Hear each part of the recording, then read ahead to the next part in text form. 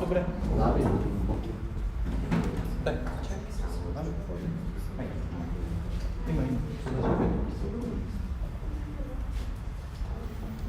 Добре. Гостите... Останете ли? Не, ще изчакаме. Аз съм евент. То може комуникация не е.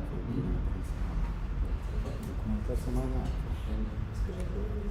Ще покажа някакви секси вижда. Моите всичките са мръсни.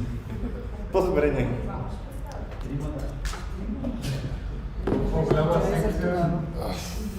Голяма секция е голямо чудо.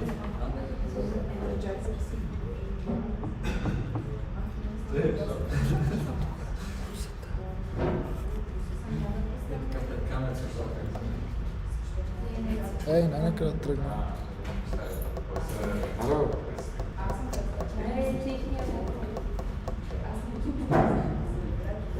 Тръгна ли?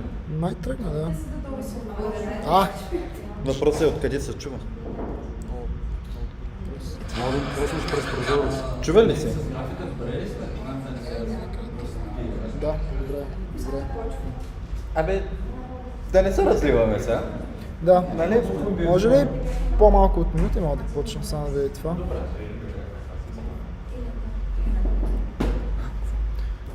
Еми, аз ще пратя. И какво правиш, Петър? Що чукаш по платно? Викни. Ще е само хора са къщи. Къщи, къщи.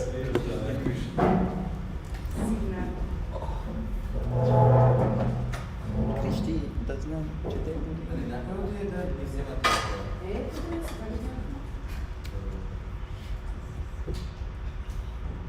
Джоко,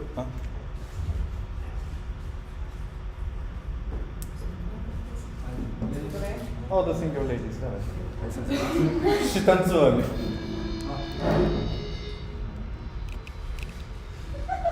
Това е стрим обаче.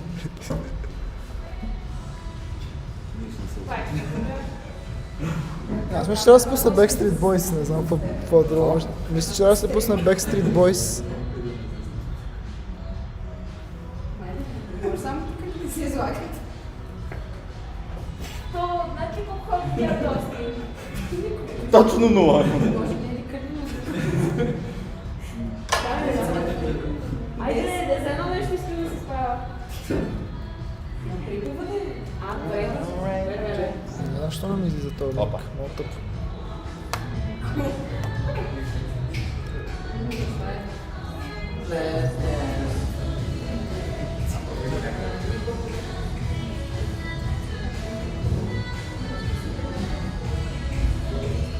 Какво беше? Първо намешва нещата, после детски нещата. Не, малко сме ги разбъркали, но твоята секция си е по средата точно. Едно блокче наше са така. То е едното, то е другото. Тоест теки, клас, теки. Нещо такова, да. Ама това да работи. Ма ти верно ли трима ще председа? Ма вие сен София или сен на Софийски? Абе, това е Сен Софийски. Знаките сме две. Кой ще цъка? То нагоре и надолу. Добре.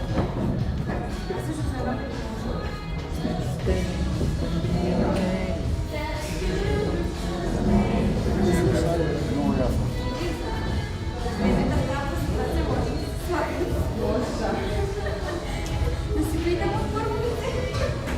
Значи YouTube линка върши работа и есенския не ми записва, пише, че не се лоудва. Не знам защо. Okay, guys, now we're continuing with the section reports, and the first ones to present will be Sofia University.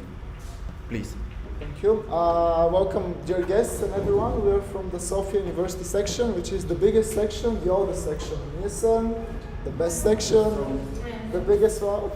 It's a very good section, if you didn't know that. Or at least that's how we regard ourselves. So we managed to turn up the YouTube live streaming. So if you're wondering, the camera is right here and right here.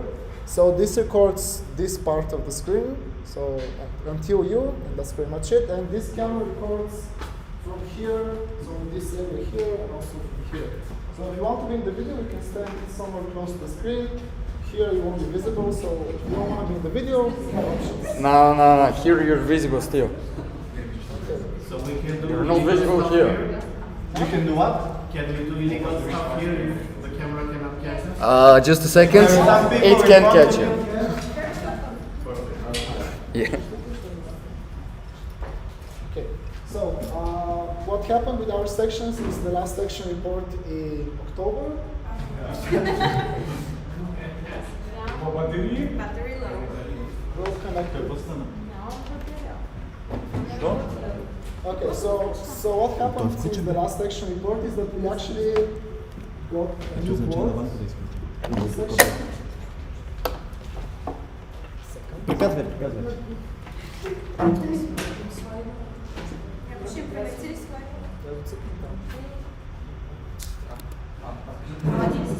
Две анимации ли сте слагали? Okay, so what happened is that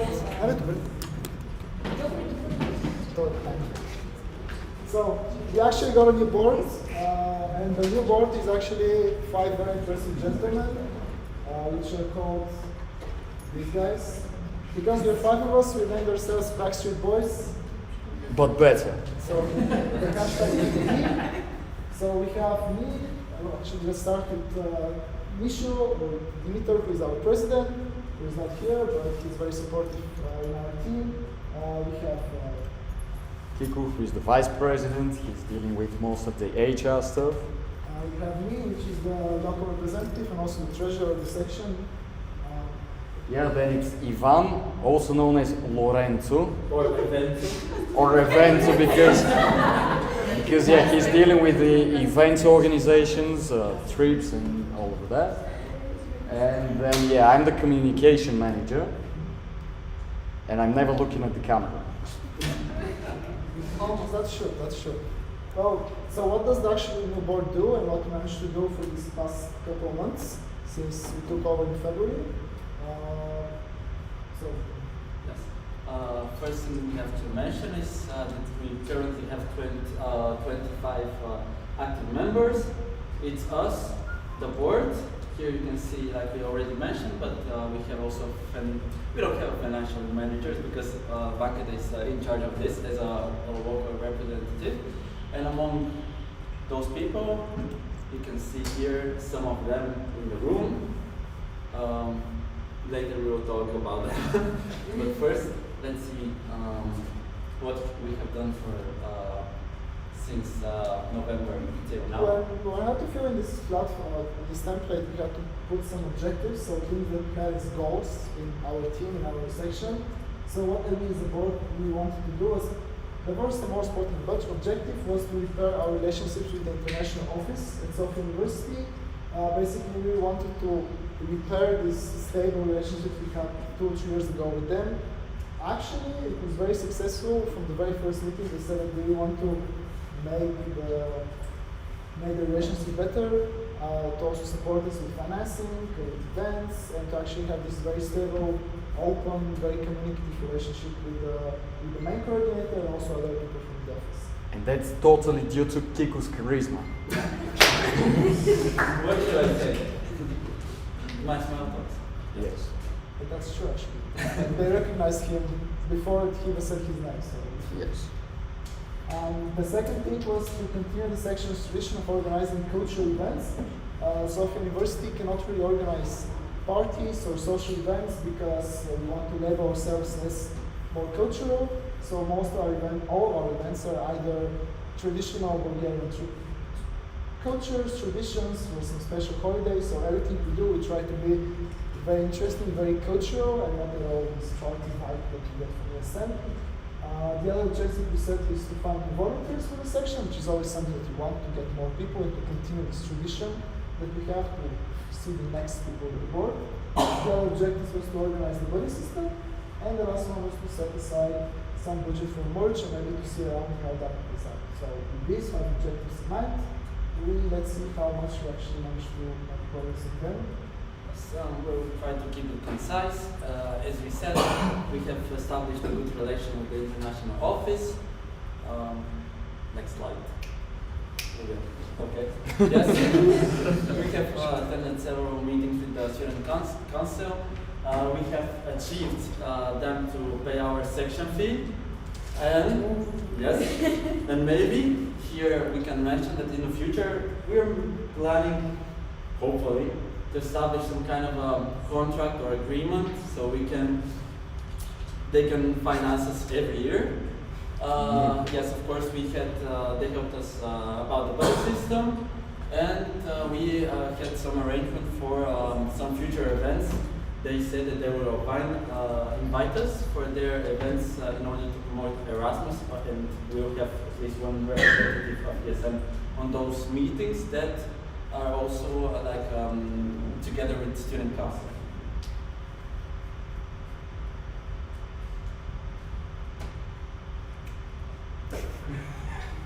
Now reach the events of the section. Yes, as Vankta said already, our focus is to organize mostly culturally oriented events. So we have the traditional at the 1st of March. Some of you, who are the international guests, you've probably heard of Martinitas, these things that we put on the 1st of March. I'm already told to start. Sorry? I'm already told to start. Well, I'm sort of jealous, to be honest. So yeah, the thing is, it's pretty much one of the best traditions, one of the most clean and nice traditions that everyone follows in Bulgaria, pretty much. And yes, this is a tradition for Sofia University to organize this event, a Martinita workshop, to show the Erasmus students how to make Martinitas and explain a little bit about the history behind them. Then we have the National Day of Bulgaria. This is the national holiday of the country. So we had some volunteers cook some traditional foods, talk with the students, have some games, play some music, just more of the cultural thing again. But then we had a climate fresque, which was an event with another youth organization, which was aimed at showing the students and volunteers to show them a little bit of the climate issues, a little bit about what is going on concerning climate in the world and how can we affect that. And after that we had the traditional thing known as Horoteka, which is first you're gonna check, I guess, when it loads some of the visuals. But yeah, in the meantime I'm just gonna explain it. Horoteka is a traditional dance. Our traditional dance is Horom. You can see these are the visuals, very sexy. I don't know who's responsible. Yeah, very sexy. So the thing is, Horoteka, the traditional dances, we have a traditional event, and we do that a few times a semester, and we try to do it regularly, like a few times every month. But we'll see how it goes. This was the first one we did. So yeah, we did the first Horoteka for the semester, and we'll see how it goes. This is for the events we actually did, the external events. That's people, that's the fruit, so... Yeah, that's from the 3rd of March, the National Day.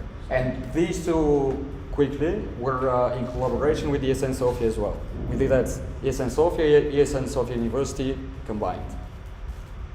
So, because we don't have much more time, we'll just be very short with the rest of the things, so we can give more time for the presentations as well. Essentially, what I can say. Okay, so like we have come up with some new tools. We have a new task manager, which is a to-do list. Yes, and we have done other stuff which are related to management of human resources. Yes, this one is the let's say our internal tool to-do list. With this tool, we can organize our tasks better.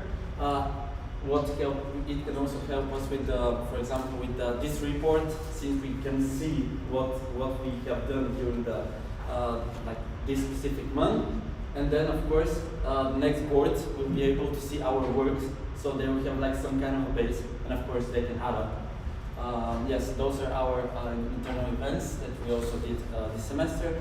We had an informal buddy meeting just before the semester starts, so our buddies are prepared to give advices to their Erasmus students.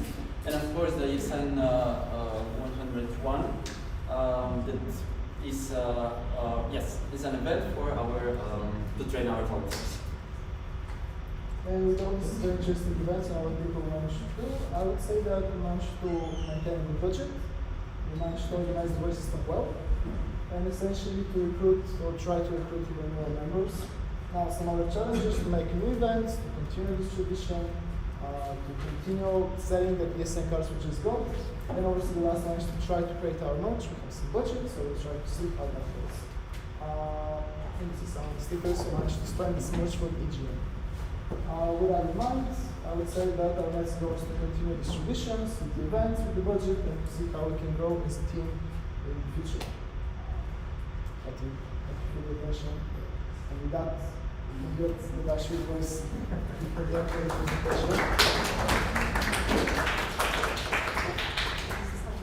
Thank you very much. Next on is ESN Wasaga.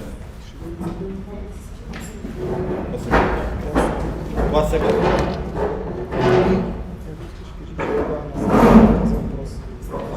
В края набран за въпрос. Не бе, ти имат 8 минути.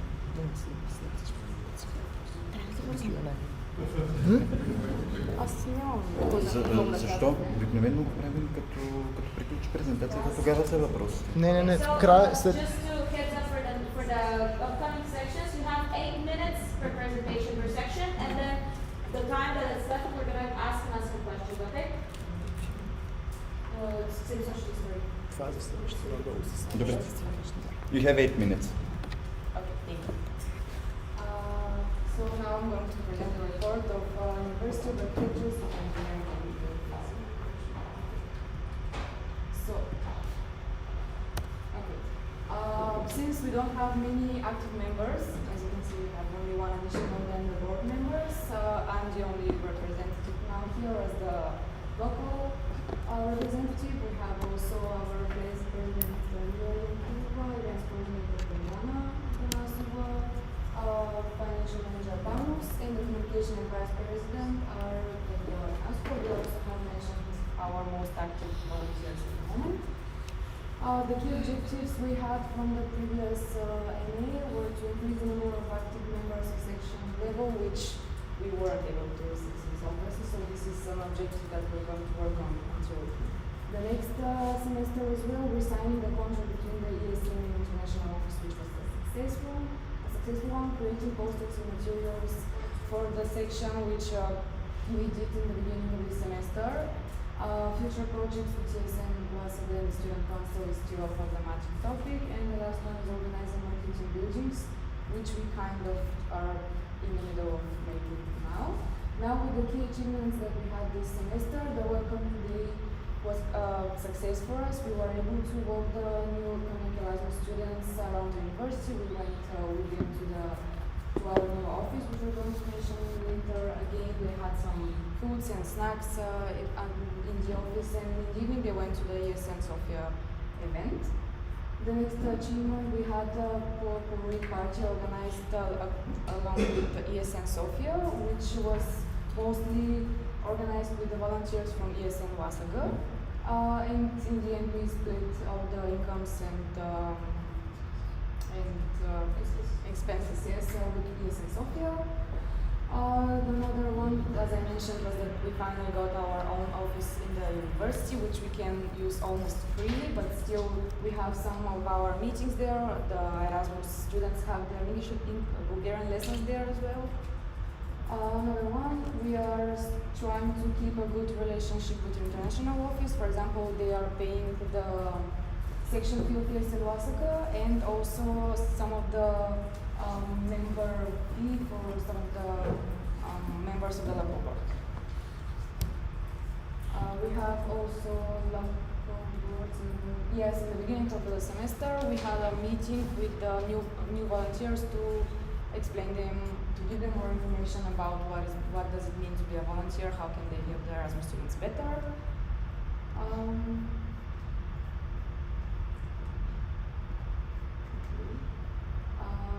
Increasing the number of volunteers, I became the newest member of our local boards. New volunteers, we were able to get a lot more new volunteers this semester, which have a very high potential becoming active members for the next semester, and this is a very good thing about expanding our network a bit more.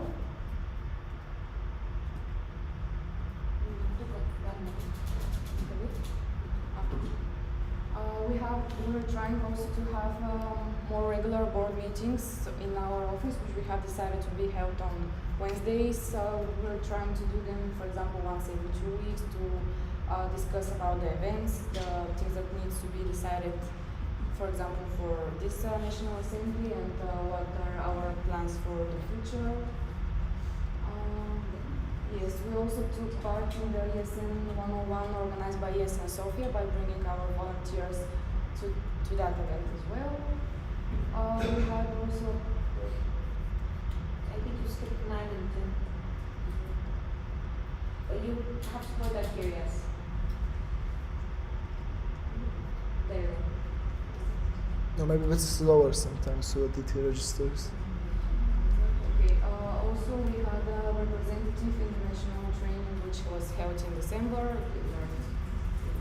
We learned more things about the ESN structure and more things in general.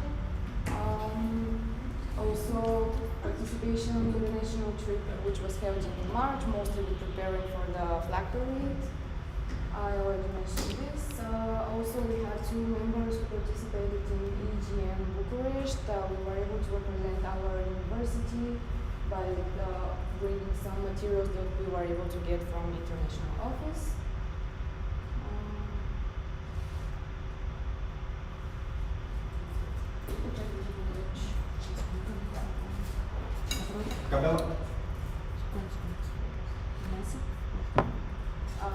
For stabilizing the budget, because we're not getting so many Erasmus students, we cannot get too much income from selling cards. We were able to almost double our budget from the forward party that we were able to organize, which is also a strategy that we're going to continue to have a collaboration with ESN Sofia so that we can organize more events to strengthen our budget that we are going to use for our personal washable merch that we have already prepared. You can see a picture of those helmets, construction helmets that we already have, and we are in the middle, like these are the posters that we're going to give to the Erasmus students. And very soon we're actually going to launch it. So our most important thing now is to promote it as better as we can to our Erasmus students. And we also are discussing if we should also do an option for all the Erasmus students in Sofia, not only for WASEGA. So we are actually having merch. Yes.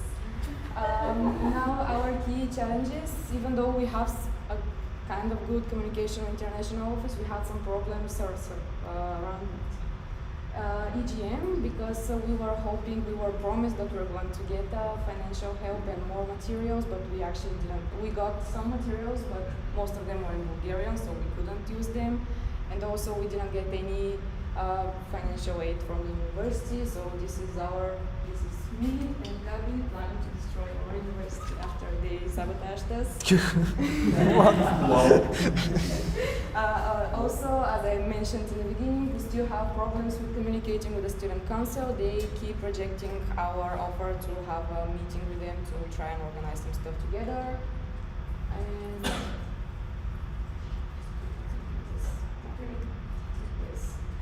recruiting new active members, even though we're having more volunteers, still we cannot motivate them enough to become an actual active members, which is a thing that we're still trying to work on, how to convince them, how to implement them better in our section. And social impact days, since the last semester we didn't have enough human resources to organize anything for the social impact days.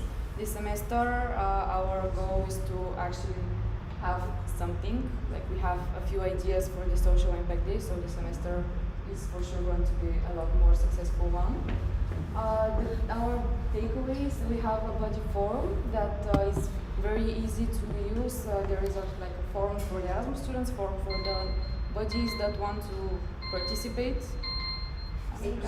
My timer has 10 more seconds. Okay. The next one, personal approach for the current volunteers. We are trying to communicate with them as much so that we can make them to stay with us and continue. We have our merch that we were hoping that is going to be a success, and the collaboration we have with TS and Sofia.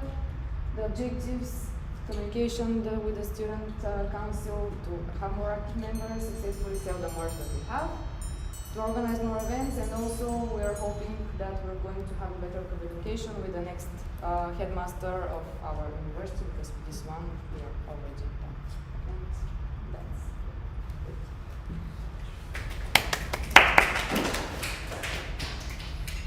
Okay, so next in line, do we have somebody from UNWE that wants to present? I mean, the only person from the UNWE.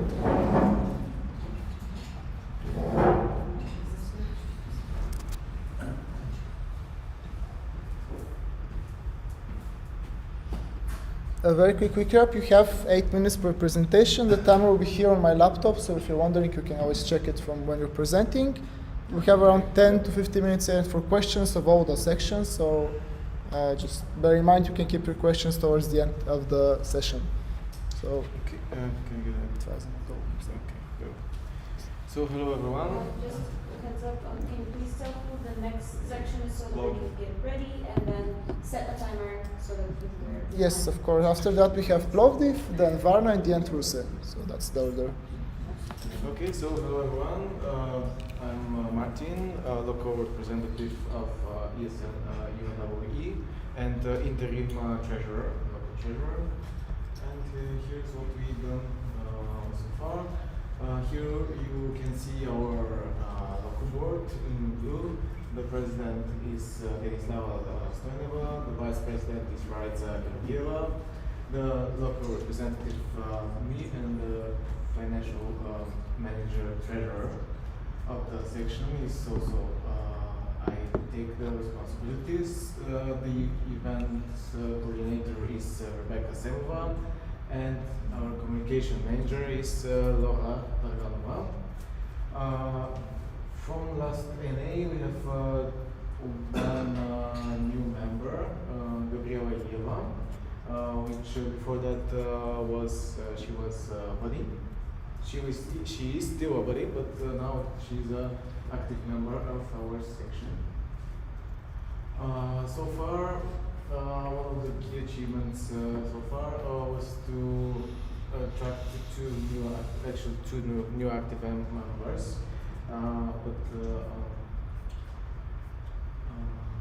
Yes, also I forgot, sorry about that, about Diana Sapunjeva also, buddy, and after that becoming active member of the section since the last NA. Both of the new members are not here today. But you can always meet them at our future events. They come as volunteers.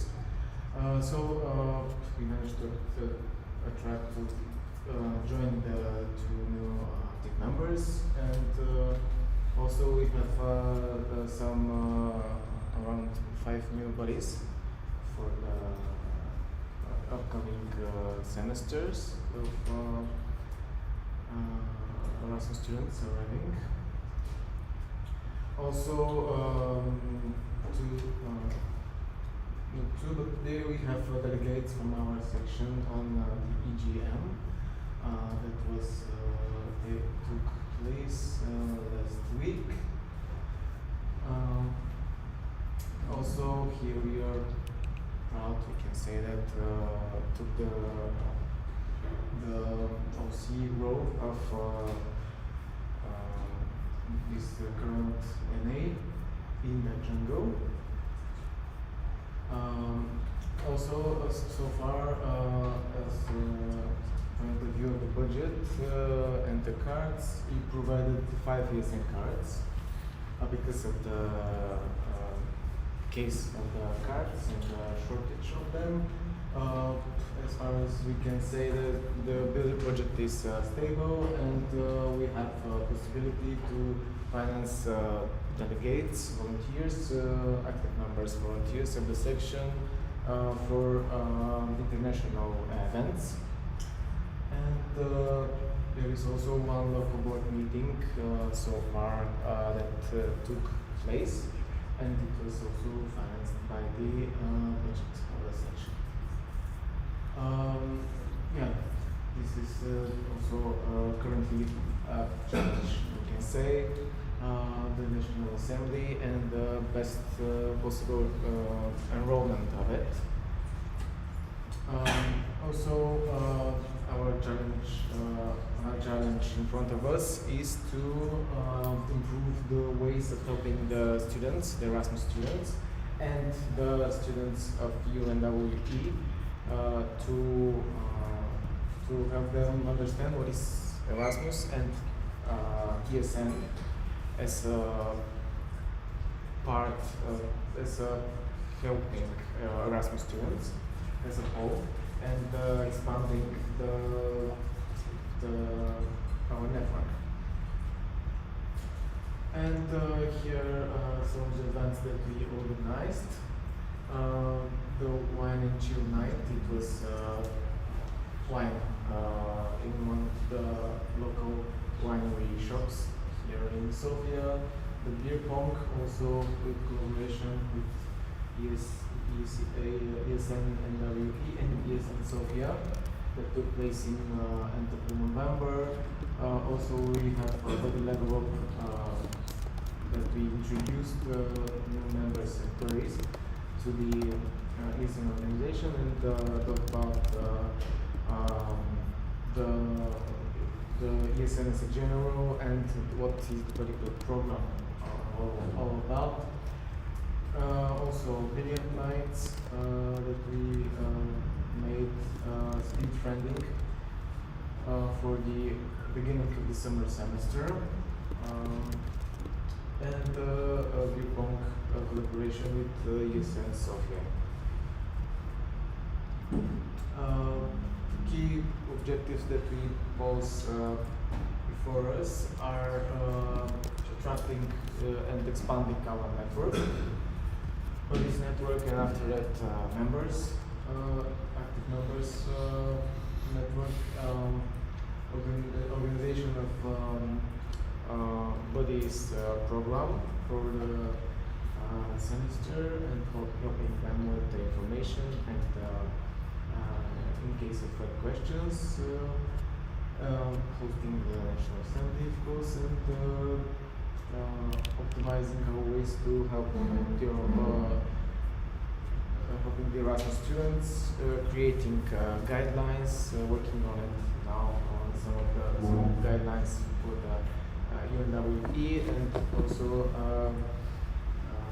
one for Sofia, taking part in one of the guideline for the Sofia sections.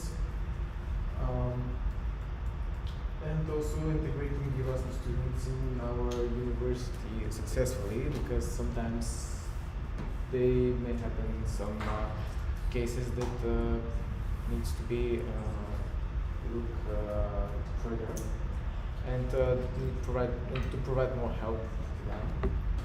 And yeah, that's it. Thank you for your attention.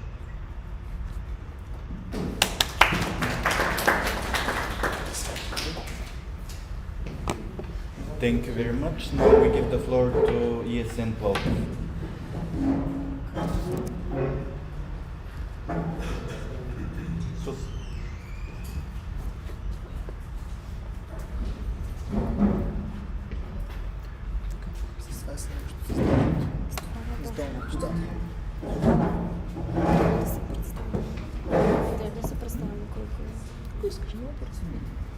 Hello, my name is Joanna.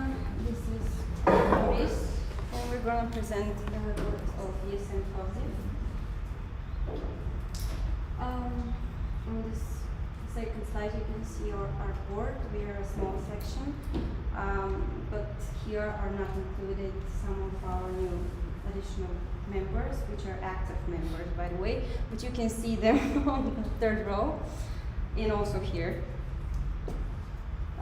I'm the vice president. Our communication manager is not here, unfortunately, but our events coordinator, Bushtar, is here.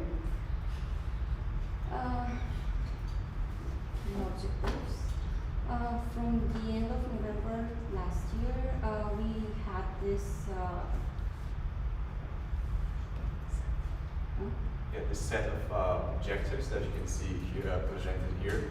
One of them was like really getting into like scoring a partnership and then maintaining that partnership.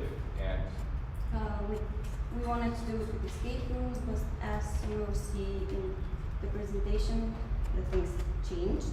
Also, we had a need to find new members because we were 3 in the beginning and it was very hard. We are new on the positions.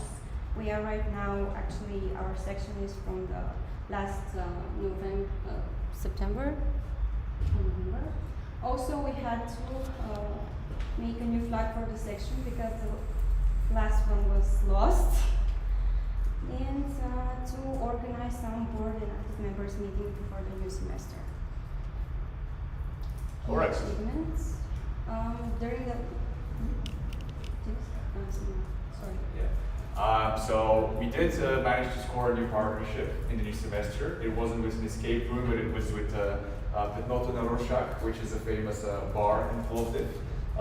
We managed to get a room for free there, where we started organizing weekly karaoke events. So that worked out great for us. And we also made just a calendar for ourselves where we can organize all the events, just to keep track of which events we've done, which events we haven't done yet. And basically, also, we started working on our Plovdiv survival guide, which was a bit outdated and needed to be updated, of course. We got the new flag, as you all saw during the group photo.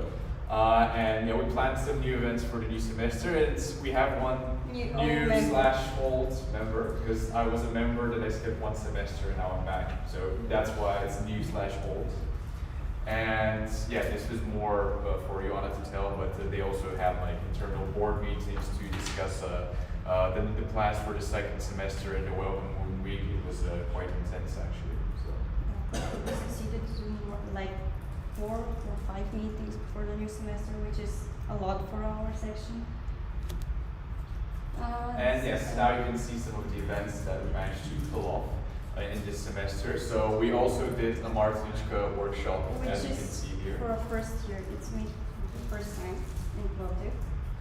Because the last year it was organized by one of the universities, but unfortunately there was no one from the students to come. So this year we have. We also managed to do a free tour, basically walking them around, showing them all the beautiful sights in Plovdiv, all the hills, all the old town, everything basically. We had a speed dating event as part of the welcoming week where the Erasmuses, they got to interact with each other, really get to know each other already in the first day of coming. There was also something quite interesting that we hope we can continue doing in the future. We had a Bulgarian dance workshop with like an actual performer who has participated in national level competitions, and she informed not just how to dance but also about a bit about the history of Bulgarian traditional dancing, all the different regional varieties, and the Erasmus students, they found it really quite interesting, and we were left with a good impression from the girl as well. So we hope that this becomes a regular event for us in the future. Also, we have talked with the universities about the Erasmus trips, and they decided they will help us and like to send the emails to the students and inform them about that problem, that we are the one who are supposed to make the trips and the stuff and not these scammers. And this is our key objectives for the end of this semester and to the next NA, which are to enhance and improve the communication between our board members and the active members. Also system because in the last semester we had a better system, but we never posted about it. And to find new active members and buddies and organize local blog posts more often. And that's all. Thank you for the attention. Then we have Jesen Varna after this.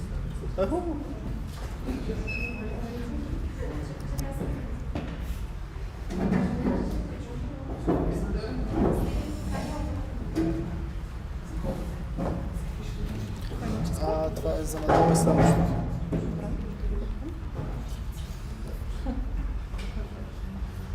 Hi everyone, I'm Gabi. I'm the LR of ESM Varna. So I'm going to present the report of ESM Varna. And this is Rani, our former and now yeah, I'm going to okay. So this is our ESA history. As you can see, error. After 2021, it's the better us. Yeah, We got improved a lot since 2020. So this is Arna, our president Jordan, which is on Erasmus in Portugal, our vice president Amelia, me, the LR, events coordinator Anna Dimitrova, our communication manager Radim, and our financial manager Georgi. This is our active members, Gagana, our newest active member Kalina, and Rozva. We can see our new faces. Oh, we finally have to take a group photo. Yeah. And our active members. What we managed to achieve in Bulgaria. Probably the body program is the thing we are proud the most with because since 2020 when we start to build our section again, we managed to have very good relationship with the University of Economics in Varna, and we do the body program together. So before every semester we send them an email. They send this email to people that are coming from Erasmus, and this way we are trying to engage more people in our organization. And actually last 2 years I think we had a big success. As you can see, we have a lot of not already new faces, but we have many people who are interested in the program. And also we start to send these emails to more universities. We have some Erasmus students there and some buddies. This is actually a new record for our section. We have received 14 answers from Google Forms, and most of the buddies are active right now, and I'm so happy about it. They have very good ideas. They do their job very seriously. Some people are going to take their buddies from the airport, from some other cities. They are going to some trips together. I think the communication between them is very good.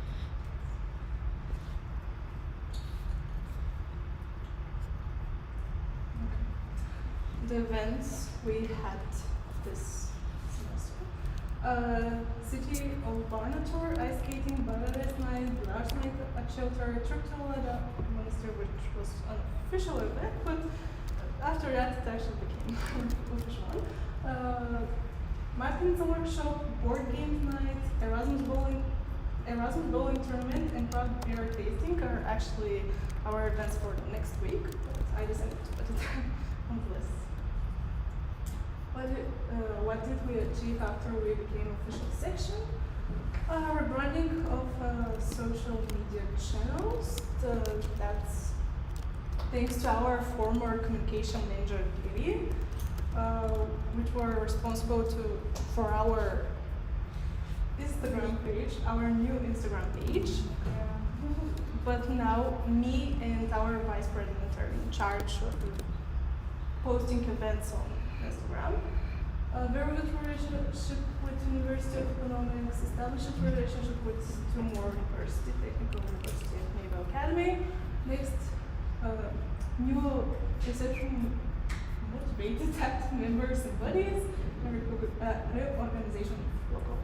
Can I just add that we were 2 times OC of National Assembly in July?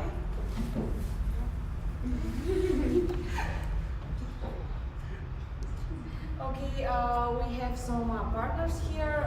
Django is a place where you can play billiard and some games. It's also like a bar place. So Erasmus students are really like it. We have 10 discounts on billiards with ESN card. Then we have some negotiations with another international offices. We had very good communication with Naval Academy, also Technical University. We keep some contact with them. And okay, maybe you can speak. Yeah, I just want to say more about Momentum Varna. Momentum Varna is another non-profit organization of medical university in Varna. They repost our events and we repost their events.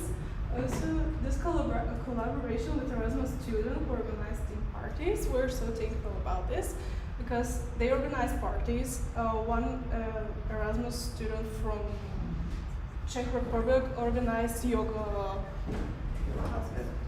classes that makes our work actually easier. And we're so happy about it. Okay, we have of course some future plans, like we want to establish new partnerships that are valuable with the ESN card, so we can improve the value of the card for the Erasmus students in the city that are coming to Varna. Then we have planned some trip with the ESN, I guess. I was saying sorry. But I don't know. We're planning this. We are planning to tell you this. No, you know about this. Should I be surprised? Or? No, you know about You can play surprise now. Last time Okay, I'm surprised. I didn't know it. Thank you for Put in telling your me. agenda. Of course, around Varna there are some dog shelters, so we are willing to visit. Escape room and trip to Ovech, the best place. I recommend to visit. And then, of course, we set out some key points about establish better communication in the team and local elections, improving our body program, and of course targeting the volunteers. Thank you. Question I have. At the end, after we say, You can fill it actually in the questionnaire form. And now comes your favorite section. Bruce. Okay, let me hear you for Rose. Let's go. Bruce. Yep. Thank you. My bad. Okay, as you all know, we're not the biggest section in Bulgaria. Actually, we're that many people. Okay, we're 5 people. We have 5 members, but this is our board. I am president, local representative, communication manager, and also some other stuff. And we also have Sveti. You met her today. She was here, but unfortunately now she's not. Yeah, long definition. Sorry? She was here. But now she's right not. now. Okay. Not present. She's not present, yes. Our key objectives, actually, we are welcoming and establishing communication with the newcoming students. This is pretty much all that we do. We help them in filling the forms for the dormitories, since they're all in Bulgarian and they had no idea of Bulgarian. We also help them. We help them teach and learn about Bulgarian traditions and actually Bulgarian language. We have a teacher that speaks English and Bulgarian and teaches them in Bulgarian. And this semester, actually, there are 25 students that are studying Bulgarian, you will see how much big of a number that is. Another thing that we are trying to do actually is preparing recruitment campaigns for next semesters. We're talking about not only for members and buddies, but we're talking also about potential Erasmus outgoing students. We help our international office, and we also take part in national and international level activities, as you can see. Yes.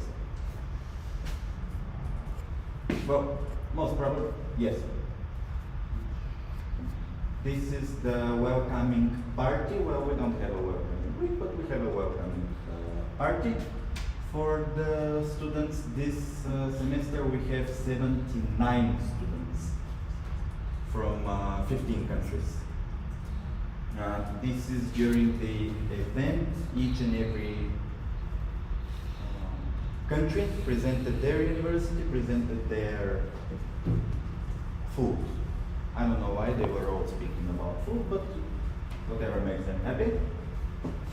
We also took part in the trip to Electorno. These are some photos from the flag parade. These are all pictures from the flag parade, actually. Next on, we successfully helped them integrate into Bulgarian culture, Bulgarian everyday day-to-day life, and within the university boundaries and outside of them, because a big number of them they're Arab, okay?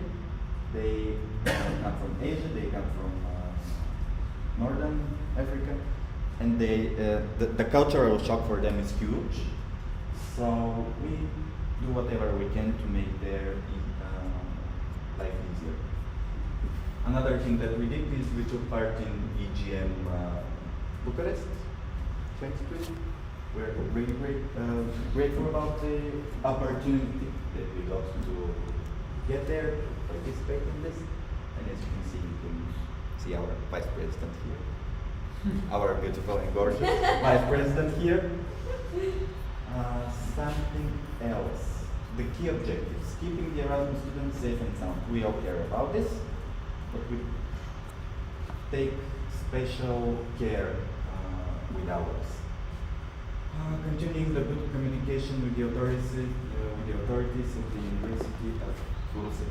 One thing that I think I should mention is that we have really good connection with our international office.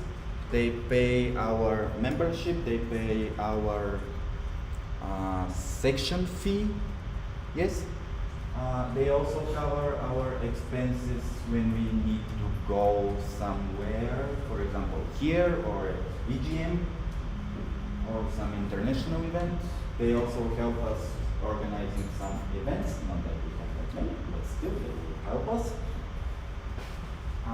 Something else that is not written here, on the section, exactly after EGM, we had a section visit from the Vice President of ES in Bulgaria, and it turned out that we didn't know a lot of things that we could do with the international office and with the university, and we're going to work on that.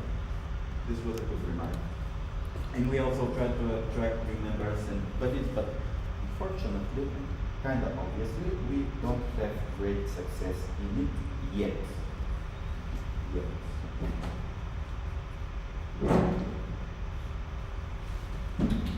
Thank you. So now our next session.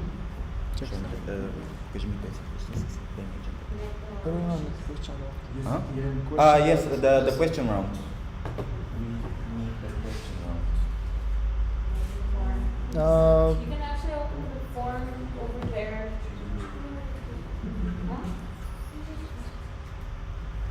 Формата нещо не мога. The form, like even from this option. Формата не мога да намеря самата таблица. Аз я намерих. Okay, section report for Sofia University. What kind of software tools are you using for your Who was asking? Actually, can you state who's asking or give the floor to whoever has asked? I will basically give the floor to ESN Geneva. Yeah, it's me. Yeah. So I'm from the Sofia, Switzerland. I was wondering when you showed the to-do list of the discussion, what kind of tool are you using, and also second question, how do you split tasks among the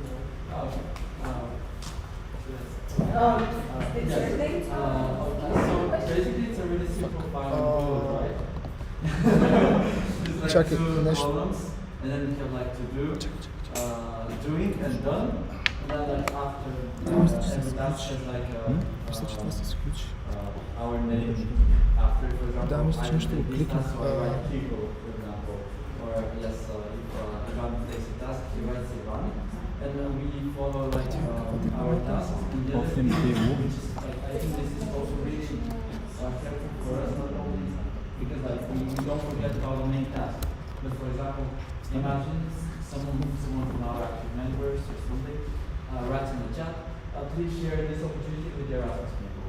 And like a lot of opportunities or like things are left in the chat, and some people we can forget. So we note it in this tool, let's say. So we're sure that we don't forget anything. And this is like working perfect. The most important thing is that we have a kind of freedom to work, and we keep every week. So we keep adding, and like everyone is using it. And also, as we said, this is a good thing to follow what we are doing, and it is really helpful for our report. And also, it can be like a really good guide for the report to see what we did like every semester, and then we can take it out. Can I add to this? No.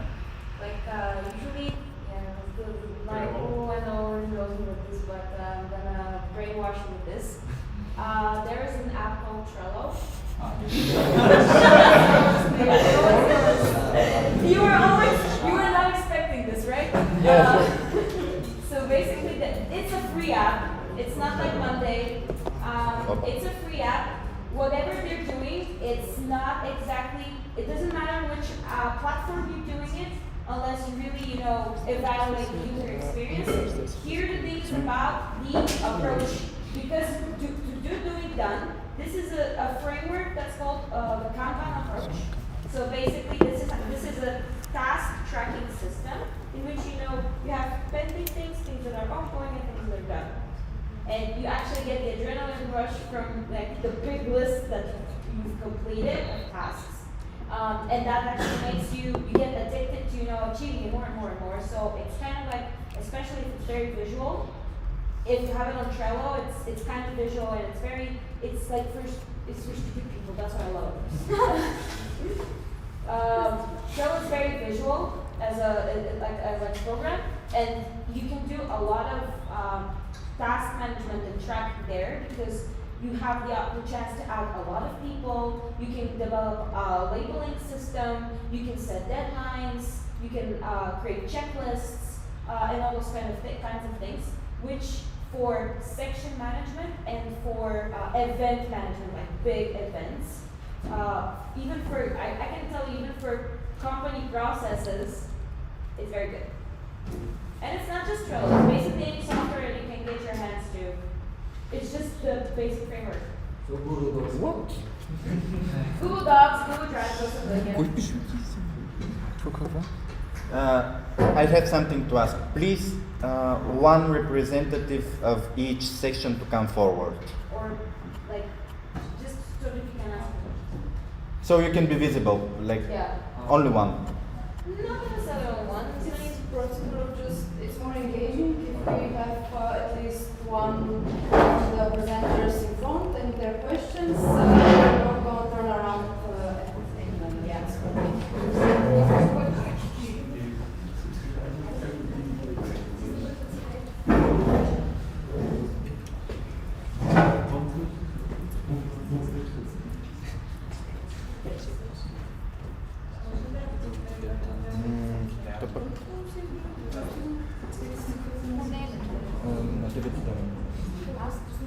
Ask it Okay, next on the speakers list is Нели Стоилова. Искаш ли да си ги видиш? Can you read them? To ESN United Nations University of National and World Economics. Yes, you know it. How do you plan to improve the mobility experience of local How do you plan to improve like you said that one of your objectives is to improve the exchange of little students. How are you planning to do that? First of all, we are planning to share more information about the possibilities with our buddies and our members, of course, active members. Although focus is on the buddies. Also, working with our international office with like 15 minutes in one of the classes here in universities with of the classes of our professors.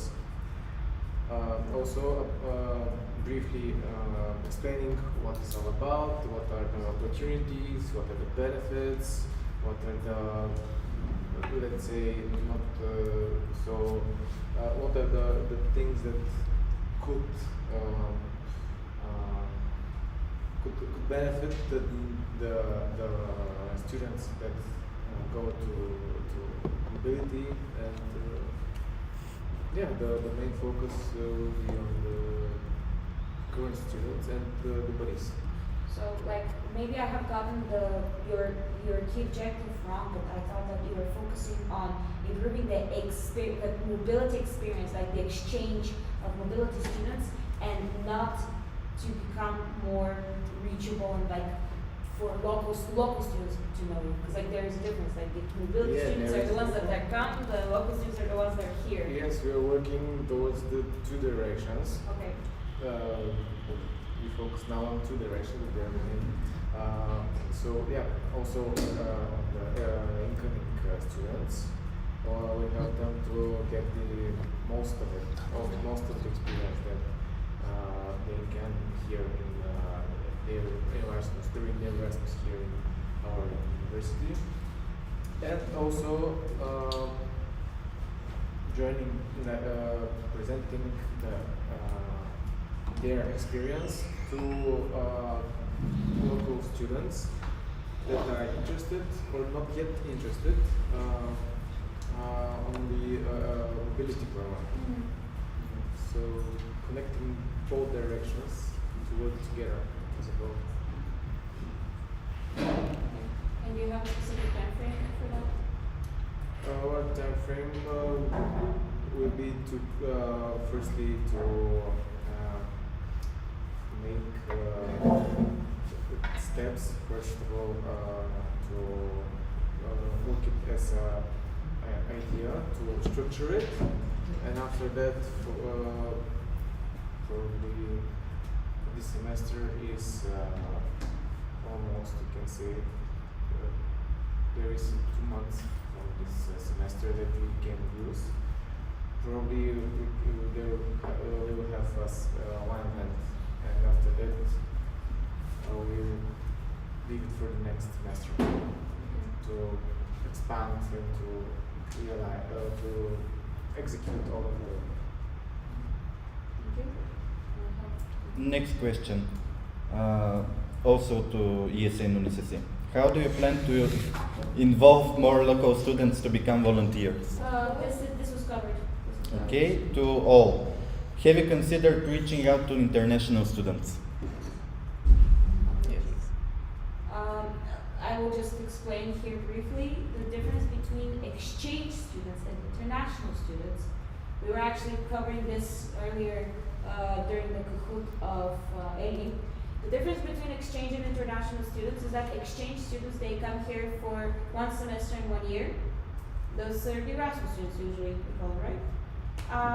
The international students, and that's usually a different department that's responsible for them, are the people that come here to study full time, as local students, more or less. They're like foreigners coming here as like local students.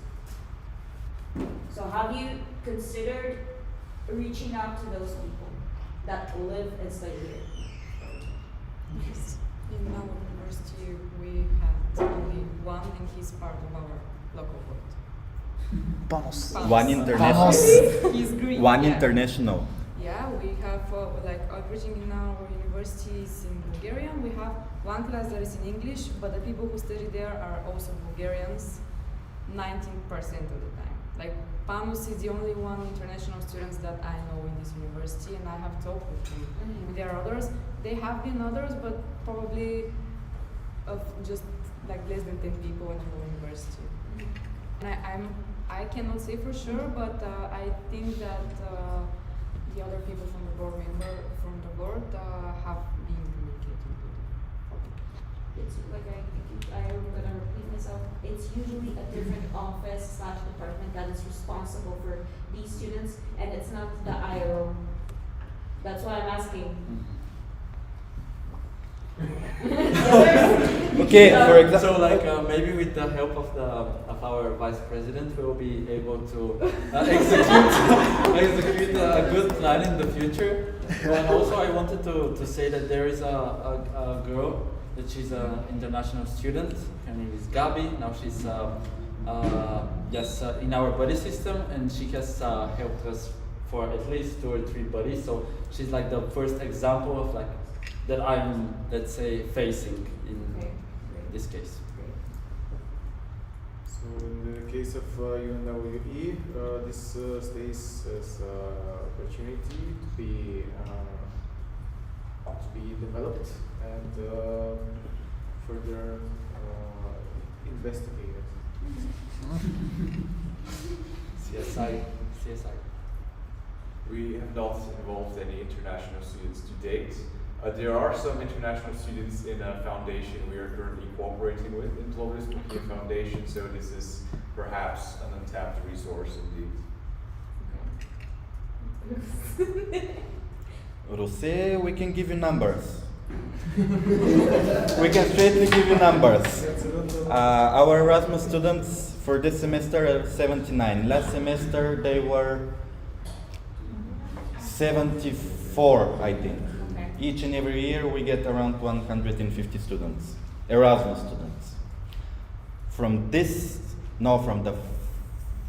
last semester, we have 335 international students. This is an untapped potential, my ladies and gentlemen. So, ladies and gentlemen, we have huge opportunity here, which at that point of time we still haven't taken advantage of, but most probably we will.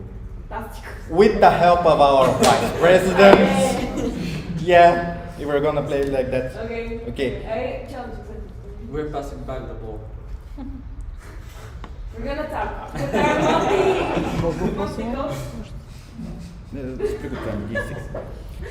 next question comes from Ivailo. Do you still have problems with old members? If yes, what kind? Question to ESN Varna. No, we don't.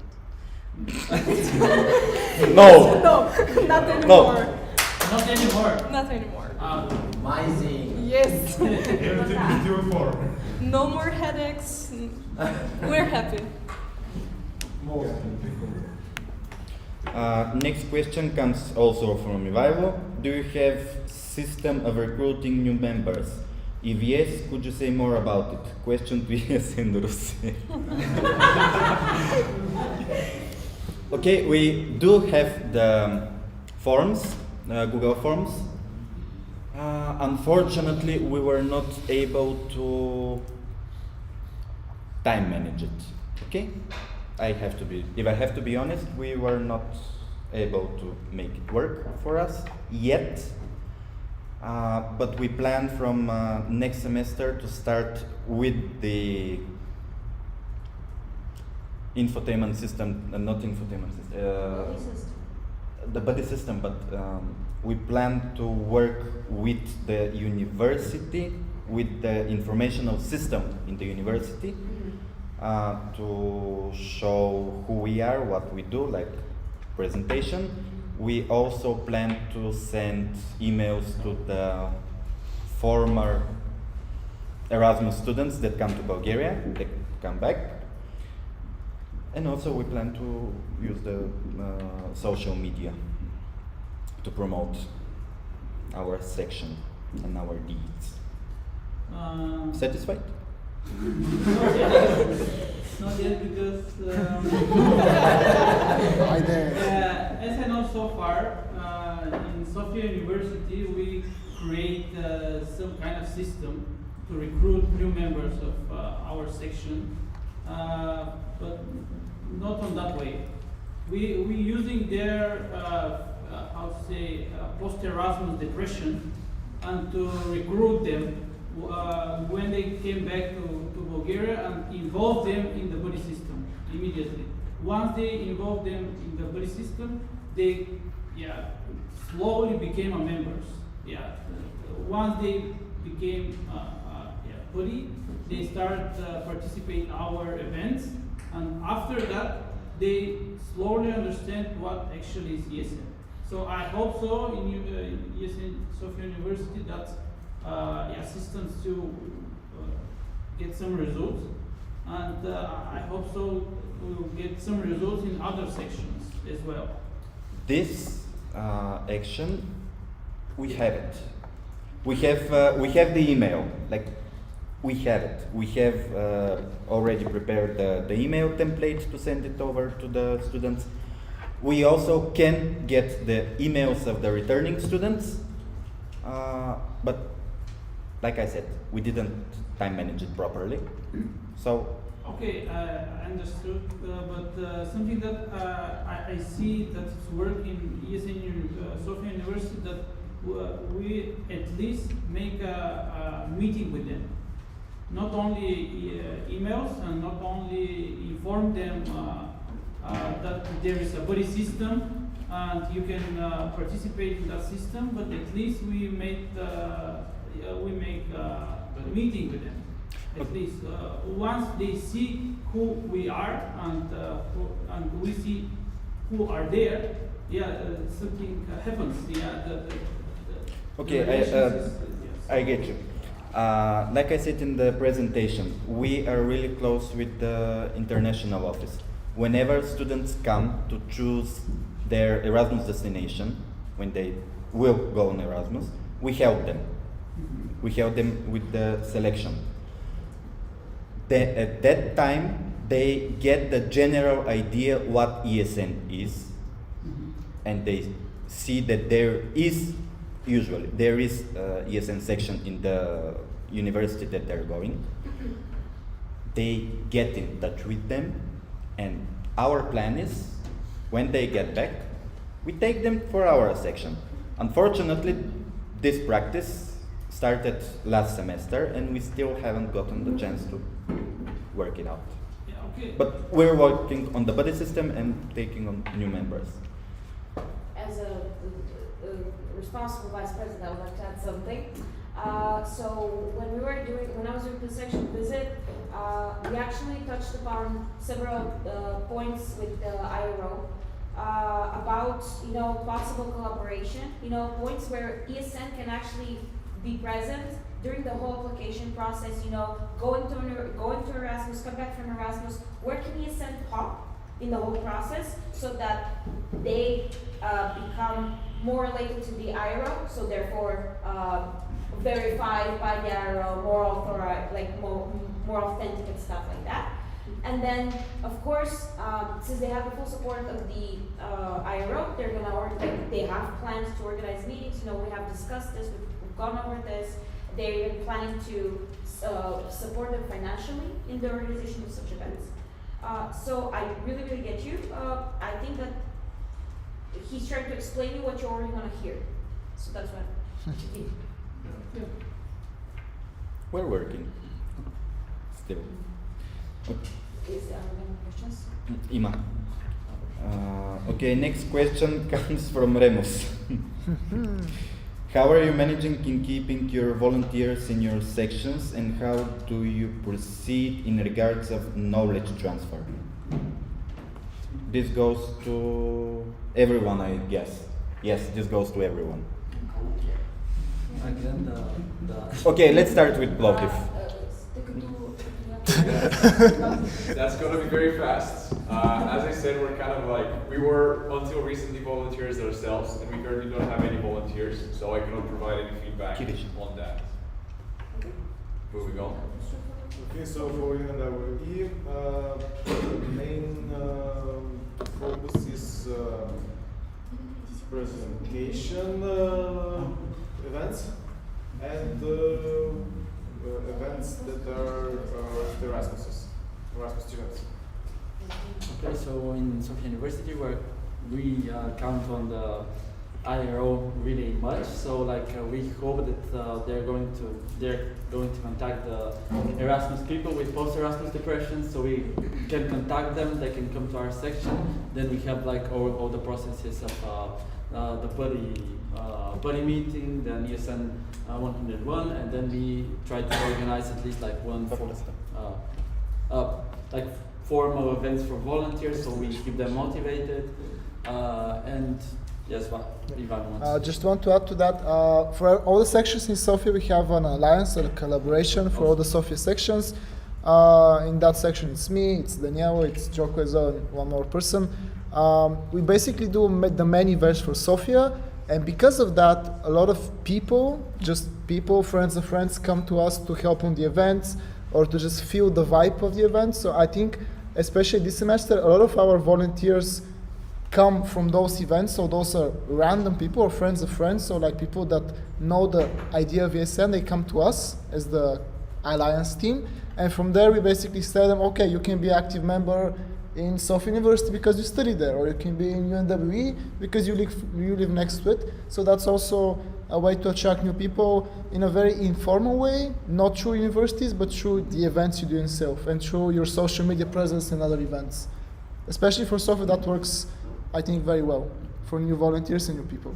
It's just to get the volunteers involved in some way when organizing the events, because that way they're feeling more special, they're feeling that they're doing something, that they're helping, and if they're doing well, then probably they will be doing well because there's nothing to actually get wrong. They will want to continue doing it, and by giving them more opportunities, they, at one moment, they probably will decide that they want to be an active member and to continue expanding their skills and knowledge. Most of our active members have been on Erasmus. We don't miss also to invite our buddies on events, so they see it, they like it, and they want to join. Also, our newest active member, Kalina, she was inspired by our last national trip. That's why she wanted to be an active member. So, yeah. I can also add that local buddies also get the chance to attend national events, like become guides to national trips, and attend here national assemblies as guests. So that's also a big plus. Well, Ruse will stay silent. We will abstain from this question.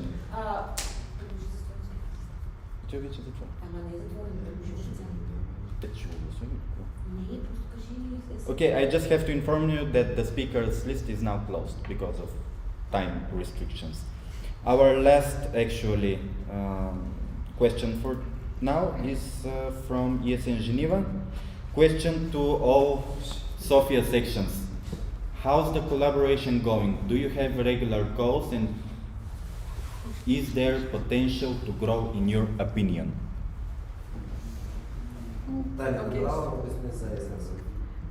Okay, so in ESN Sofia, right now we are 4 people representing 2 of the universities, and we're meeting every week, almost every week, sometimes a few times a week. It's like full time. With almost every day. We're meeting each other almost every day, either on events, either we're going out specifically to discuss what is our plan for the next events. What we're trying to do is to engage also with the local sections. For example, as we mentioned a couple of times, we're doing events in collaboration with some of the universities with the idea that the volunteers come mostly from that university and they are trying to do most of the organizational part. What we're doing from ESN Sofia is to mostly promote it to the whole network, to all Erasmus students in Sofia, because we can reach a lot more people than only the local section. And we're dividing all the expenses and the incomes in however, like usually we try to do it 50-50. And for now, I think that this is working very well. We have been doing combined events with 3 of the universities for now, I think, yes.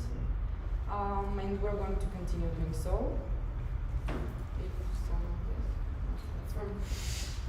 From my side, I can also add that ESN Sofia has been working a lot with the management of sections in Sofia, with HR management, with planning events. So it's definitely a good intermediary, let's say it. It's also good that we have people that are like part of the local sections, even in like the local boards, being also part of ESN Sofia. Because you get kind of like the differences in the scale. Yeah, we're also organizing events for the whole volunteering community. We had an event a few weeks ago for getting ideas from the volunteers. Yeah, just to kind of say something, because I think it's a bit chaos for someone. ESN Sofia is not an official section, it's actually an umbrella for all the sections in Sofia. So it's a collaboration, more or less.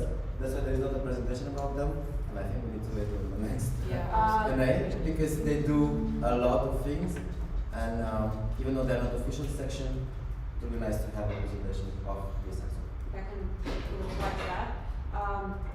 I do believe that we should keep the structure of the sections like that, and then make a report of ESN Sofia on a local assembly. So yeah, sections in Sofia. Good luck. Yeah, we're gonna do that. Don't worry. We're already. We have it already in our agenda. It's in the It's books. on the to-do list, baby. Okay, thank you very much. You can now take your seats. I really want to thank you to the sections for the fantastic effort that you made. Thank you. You're gonna make me cry. Okay. Next on we will have an interactive session with Evelina, who's going to tell us what are we going to do. What we're going to have fun with. First of all, my name is not Evelina. Asfali Kazak. Thank you. Okay. Yes, this session was meant to be for tomorrow, but as you know, there are some changes into the agenda, so we decided to put it today and remove some things for tomorrow. I will try to make it, no, not yet. I'll try to make it a bit shorter than it's planned for. But since the previous session was quite long, can I have the attention, please? Yes, I'm positive. Okay. So I would suggest you to do a very quick energizer before we start with this, because the last session was quite long. So I would invite you to do one thing without standing up, I promise. I don't know if you have heard about it, but I'll try to explain it very simple. Cheering team, are you participating or? Sure. Yes. Okay, I think that you can participate. So the game, it's about counting. I don't like counting because I learn languages. I don't like counting, but you do for now. So we'll play the buzz game. The rule, it's only one and it's very simple. So please pay attention, especially the people who are having coffee break right now in the back. For water, it's allowed. So basically, I'm gonna explain. We'll start counting. We'll start from here. we'll go on the back like a snake until the end.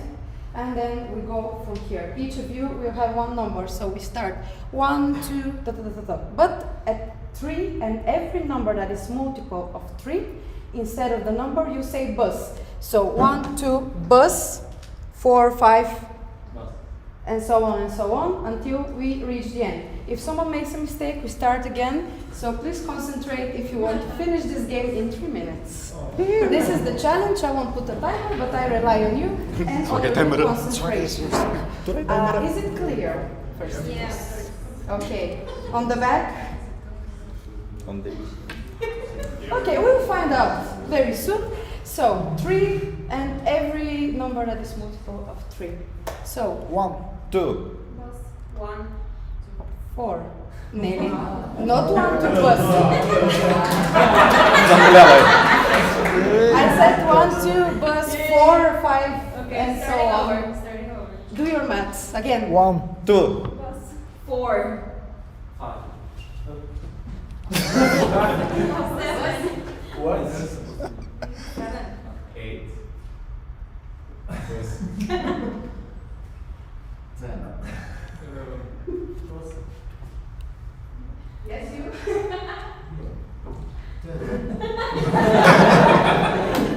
Hi, the back. 1, 2, 4, 5, Plus 7, 8. Plus 10. 11. 13, 14. 15.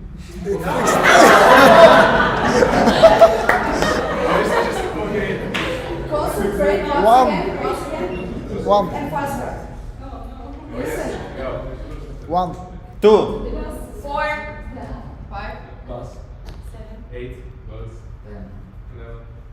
13. 14. Plus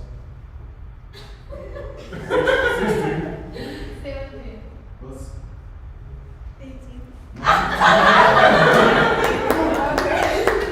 At least half the people this row successful. Okay, let's start now from this side. 1, 2. Plus 4, 5, Plus 8. 9. Okay, one more try. If I 1, 2. Plus 4, 5, Plus 7, 8, Plus 11.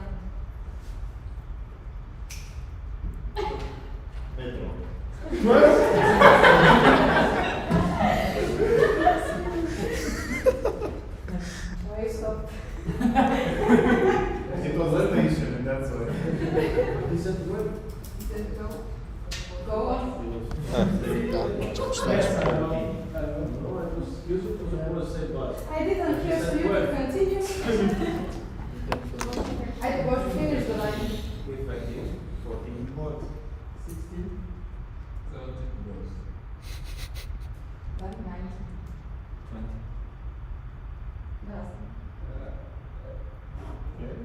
Wait, what did you say? Oh, you said plus. Okay. I didn't hear you said so silent. 22. I did. 22. Bus. 25. 26, bus.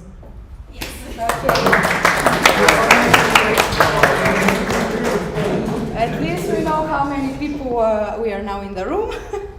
Okay, thank you. I hope that you refreshed a bit your brains for the next sessions. Next session that will be about the communication channels. And I put management because I want to make some things a bit more clear, and also I would appreciate your input and your advice or good practices from sections and also from our international guests. So next please. Everything started, yes. Everything started with the simple fact that recently we created a new Facebook group for active members of ESN Bulgaria. I hope that everyone is in the group because it should be like this. Context about this thing, why we did it. We have ESN Bulgaria informal Facebook group for years, but it's a group with hundreds of people, many of them are alumni or the creators of ESN Bulgaria, let's say, or some other people that are just not active for a very long time. So with the national board, we conducted a small questionnaire where we asked you, the active members, if you would be more informed, actually better informed, if we create a special Facebook group only for the active members and be sure that they can find all the information available, like open calls, upcoming events. Also, Facebook allows comments and reactions, so it can be easier even for some question rounds or discussions that can be held online. So this is how this new Facebook group was created, and this is a visual representation. I believe of most of you, when you heard that there will be a new group, another group or chat that you have to join and follow. This is the daily life of ESNers with all the muted chats, also my life as an ESNer and also communication manager that has to mute all the chats if I want to follow communication, but don't take me as an example, of course. The idea of the session is basically to think how we can get information from the communication channels that we have, and at the same time to minimize this problem with having many chats and being lost in the stream of information all around ESN. So with the next slide, yeah, we have many chats. You can think of how many ESN chats you have active, like on how many chats you're active, like reacting or typing or just checking what's going. What means all of them? On how many platforms there is? Yes. Think of how many chats you have. Around 40. Mm-hmm. Do I have to count them? If it's like the game, yeah, you can try. No, it's almost 400. Mm-hmm. And how many of these chats are muted? None. None. Be honest. None? Okay. I'll try to believe you. I understand that there is information flow, that there are many things to be communicated, and at some point it becomes kind of complicated to follow all the news in every chat. So this new Facebook group I was talking about, it's one of our solutions at this certain moment, because we have heard the sentence, I don't like to read emails, or I don't open the emails of ESN. How many of you don't like to read the ESN emails? Except, yes. Yeah, you can raise your hands. Yeah. I'm not gonna ask you how many times per week you read emails. I also cannot read all of them, but this is one of the I would say responsibilities of every active member if he or she or they considers themselves as an active member. And we try our best really to transfer the information from these boring emails to the Facebook group and to the chats.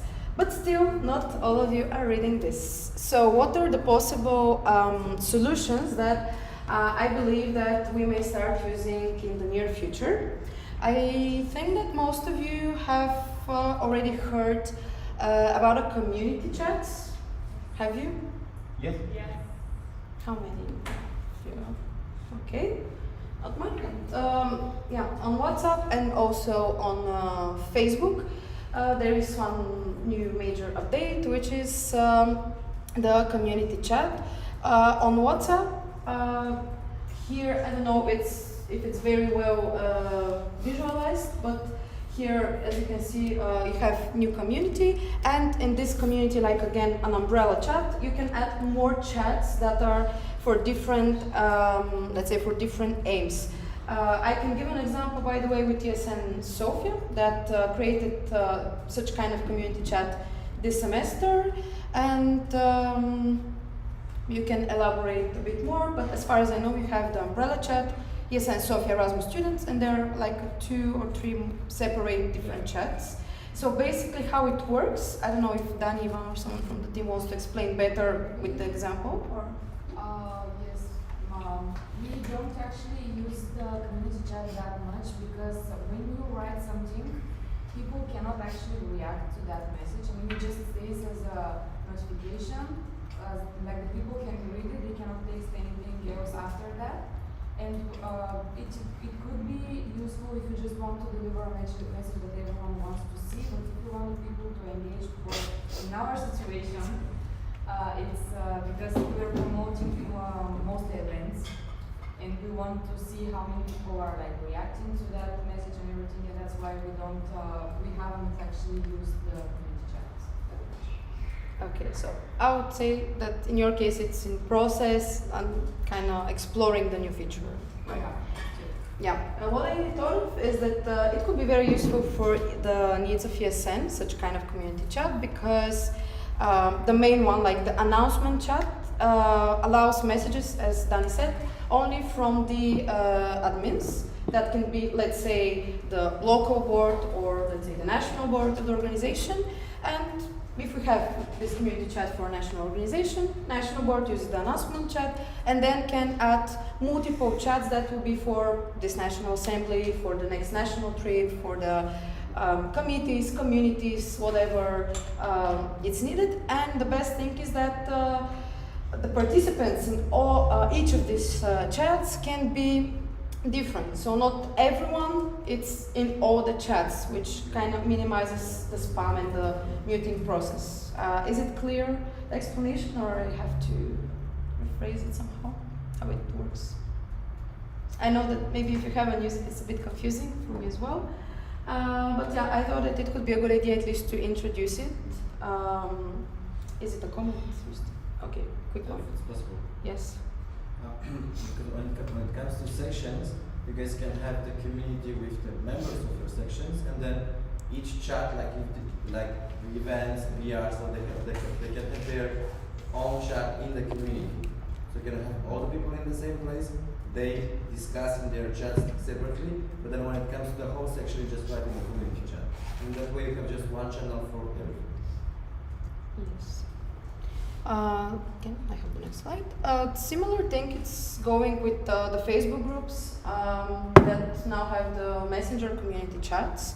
I think that some of them just appear out of nothing. We try to use this in ESN Bulgaria informal. I mean, we have the community chat, but it's not active because I believe that people still just don't understand very well this function. But this can be also working in our benefit. Why? Because let's say in these Facebook groups, especially we use in ESN Bulgaria, an example, ESN Bulgaria active members that we created now, we have all the active members and automatically we have this chat, which just eliminates the need to refresh the WhatsApp chat that we have for active members or all the other chats that we have across. And since these two things are connected, it's just easier to simply to control who is an active member, because this new Facebook group, it's now managed by me and a few more board members, and it's supposed to be refreshed with every membership renewal. So when we see that someone didn't renew their membership, we just delete this person from the chat. If some new member appears, we add this person to the chat. And why we're doing this, maybe, as I said, also our international guests can say how it's done in their countries, if they have good practices, but here we found some hole in this inactive members, low engagement, low reactions, and after all, being an active member gives you access to this exclusive information, so we want to provide this information exactly to these active members and not to some alumni, to some buddies, to some friends of ESN that don't pay membership fee, but they still want to be in touch with what's going on. So it's simply set a filter of information that we're doing, and I just decided to introduce you to these chats and give it as a food for thought of how sections, organizations can use better this new feature of the social media. Social media that may become quite useful also for us. What is on the next slide, because I'm not sure. This is the part that I wanted simply to present and basically to hear your opinion on this? Do you think that it's user-friendly, and would you try maybe using these community chats, let's say from the next semester, with Erasmus students or with the local sections? So we have Nene, yes? Yeah, I'm participating in many, let's say, communities because of pages that I like, and actually I'm sick of them and I don't want to join those chats. But for some people who don't get, I don't know, enough notifications in the chat, probably it will be cool. But for me it's too much. I cannot follow one more thing or I don't use or so I can use it. Okay. Someone else? Is this I want to add to the discussion about the community chats. I have tried them both in WhatsApp and Messenger. The ones that are on WhatsApp actually can work out really well, but the ones that are on Messenger, first they're separated in a different tab, so following them in your daily life becomes harder because of that. And then also, whenever you're on Messenger or desktop, they don't appear at all. So you cannot follow the chat at all. Maybe that's a bug. But for now, I would say they work at least for WhatsApp. I was talking about Facebook ones. Okay, for Facebook ones, for WhatsApp ones. Okay. Any other comments and thoughts about it? Rally? For me, at least, the Facebook group works very well because there I can see the main information I need. For example, today there is this event, and when you post this in chat, there are so many messages after that you lost this information. You have to read so many messages to get what's happening in the chat. So I think maybe working with Facebook groups or another app like Trello, which really shows you the most important thing without this noise around, is better. It's a simple information. Anyways, did you consider about using Telegram? We have Yes, Telegram has more specifications and automations, and you can manage a bunch of stuff in Telegram. Because Facebook Messenger is kind of old and too messy,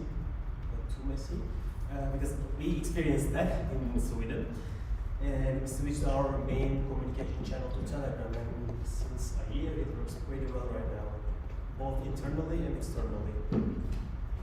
Okay. I can say a few things about this. We tried using Telegram for Erasmus students. Last year, we created Telegram chats for all the Erasmus students in Bulgaria, because we have Erasmus students in cities where there are no sections. So that was a good chat, like a main one, where we can exchange mostly notifications about national trips and events, and also for the Erasmus students to get to know each other outside of, let's say, Sofia, Plodi, for another city. The struggles with Telegram, first of all, I have noted that in Bulgaria, or at least in our community, not ESN, but maybe our generation, are not very familiar with Telegram. Especially I started using because of ESN, because of this chat that I created, and also for ESN international events. Otherwise, I don't use it, even though I'm a big fan. Also, WhatsApp was, I think, not very popular, or at least how many of you didn't use WhatsApp before joining ESN? Some of you, yes. I guess here in Bulgaria we have Viber, which is way more used not only from our aunts and grannies, but WhatsApp was also not that famous. Maybe now in ESN we use it quite a lot. I think Messenger, it's not outdated, at least for my generation. Now I see that there are some changes, that people prefer to chat on Instagram or on TikTok, so things are changing, and that's why I'm raising the topic, actually, how it will work best for us, for our national organization. And also, as I said, Facebook is dying, but the Facebook group, it's still working very good for our network from my observations. And about Telegram, I just believe that not everyone is having this app, and there was no success in the Telegram chat for Erasmus students, so we just stopped doing this So that's it. Is it a comment? And It's a comment. Okay, and then I'll give. I mean, about Telegram, yes, like, not so many people use Telegram, but if you can promote it well, it works. It's all about the promotion of Telegram. Take this into consideration. Ivan, I think, was next, and Arnold after this. I just want to say that I guess it really depends on the goal that you want, because comparing a group to a chat is very, like, their goal is different things. So I won't compare them simultaneously to be the same thing. I think a WhatsApp community and a Telegram chat would work very well eternally for members, because those members are especially active members, so people that already been engaged and just want to see the announcement in the WhatsApp if it's a community chat, or to engage, let's say, Telegram, but eternally. So only the members, only the active ones, to organize maybe files, media, this type of like event organization, internal organization. For Erasmus students, in our case in Bulgaria, I don't think there's anything better than WhatsApp, just because most people use WhatsApp, and for them, this type of information that flows through this channel is informal. Like, they might join this event, they might join this initiative if they want to. But I think for eternal use, a WhatsApp community, not Messenger, a WhatsApp community and Telegram are a good option, especially for active members.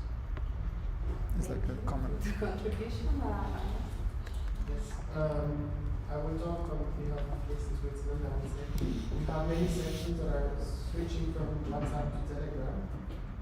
We actually don't use Viber or even Messenger, it's not so widespread. And one benefit that we have of using Telegram for ESN and WhatsApp for not ESN, because it's usually how we do it, is that we can kind of cut from ESN if we want. We can just like not open Telegram and then WhatsApp and not switch wherever we want. Telegram has quite a lot of options that are cool. I don't know if you know about the formal, not formal thing, where you have two channels for basically the same one. And when you send a message to admin on the formal one, it gets put to the spam one, and only the admin can talk on the formal one, but the non-admin can all talk on the spam one. So if you just want to get the important information, you go on the formal one. If you want to get the whole thing with the memes and everything, you go on the sub with the spam. You have the formal ones and all of them. That's. But I have to agree that it's difficult when you're not used to have a kind of channel. But I think it's something that you have to try if you want to improve and This is also practice from international events. ESN events. There's an official announcement chat and a spam chat. Here we try, I mean, we have the spam sticker meme chat or whatever, but on the announcement chat, it's allowed not only admins to post, but everyone, because sometimes there are also other members that want to, let's say, post some opportunity or something like this. We try to minimize spam, but it's not possible to happen, I would say. Tetsu wanted to say something? No, it was covered. Like super short. For me personally, I mean, like I use Telegram for like spam and let's say like meme groups. So basically, when I open Telegram, I sometimes see 20, 13 chats with more than 1,000 or like 2,000 like messages. So like just opening the Telegram and seeing like this, like this quantity of the quality of messages, and I'm like, I don't want to open it anymore. So when like in DGM they said we're going to use Telegram, and how I'm going to follow everything. I don't know, for me it's basically Bulgaria, which is like not that common. It's just I think now when I'm thinking, when using Messenger really gives us a lot of anxiety to catch up with all of these chats, not only from ESN, also from friends and stuff. And I think maybe if we choose one platform that we all know it will be only for ESN, we are going to check this platform maybe once a day just to catch up with ESN stuff. Because when I open my Messenger, there are so many people texting me, and I'm just like, it's not the time, and I just skip a lot of things happening. Okay. I see interesting points of view. Remo? Yes? Yeah, normally for all the events that we have, being with volunteers or with Erasmus students, we have WhatsApp 2 channels. One for the announcements, where only the OC and the responsibles of the event are putting the information, and the spam one, where everyone can put all the shit that they want in order for them to be happy and ask questions. Also, we have the link tree that we use in both of the groups. We use it for anything that is needed for any event. And in case, let's say we have something online, Teams is the best one that we can use, especially for all the meetings, because all the recordings are saved there until we have to delete the accounts. But that's not the case. So all the information is stored in Teams, in Microsoft Office 365, and we use the entire storage that we have for all the sections and for the national level as well. Even though we have our Google Drive, we are now moving slowly to 365 because we can keep the information for many years, and in case someone needs some information, just take it from there, and we have the archive from 20 plus years ago. Okay, thank you for sharing. It was very nice to hear different opinions. This is also kind of a research, I would say, I'm trying to make, because I want to find out which is the best way for us to continue communicating. Without excuse, I don't like to read emails or chats or whatever it's going there. So thank you all for sharing these things. This was the main aim of this session. I have a few more slides that are more related to the other channels, but I wanted to start mostly with these chats. And as I said, the channels that are for announcements, because for us as National Board, it's really important to ensure that all the relevant information goes to the target that are the active members or the Erasmus students. When it comes to the social media channels, this is, let's say, I combined my presentation 2 in 1, so I decided to put just a few slides about this same content for different channels, because also in our internal communication and external, I have seen copy-pasting the same thing. Let's say information from one email for OpenCall is in the email, it's very detailed, and then someone copies to the Facebook group or to the WhatsApp chat in the same link, which makes no sense to copy-paste. And same goes when sections are making publications or posts. On Instagram, on Facebook, is the same. If it was the same, if it's the same, I mean, there is no reason to use both Instagram and Facebook. So this is, again, more like of a challenge to think of how you can make the content a bit more diverse, to have the same message, but to change a bit the text, the length, or the way you communicate it. Let's say the email is the official communication channel, while the chat can be a bit more informal if you want to share an opportunity or something like this. So this is my challenge with the slide.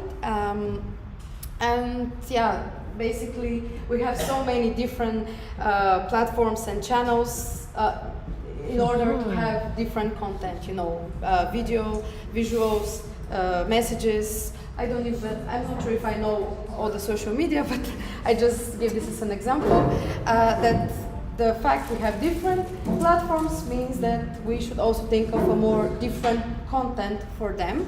And this is a message especially to my communication managers that are posting the same everywhere. Please don't.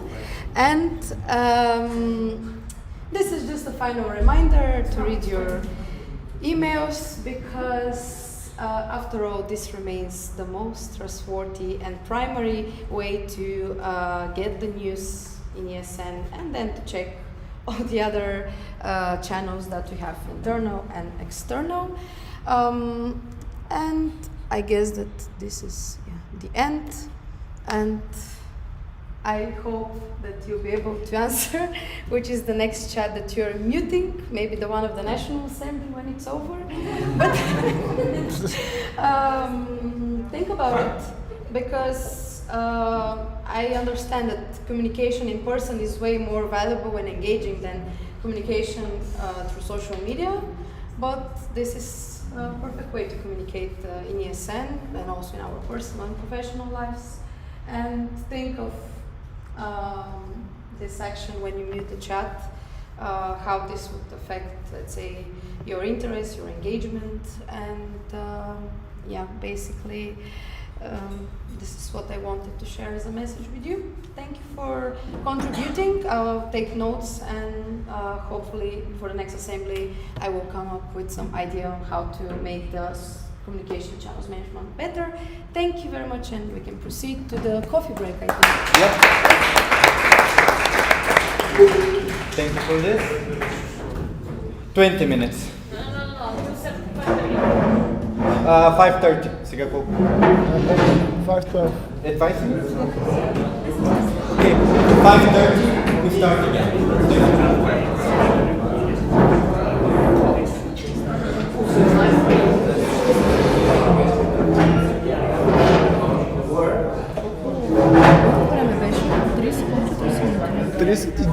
Иве, не знаех, че трябва да е различно на различните места душа.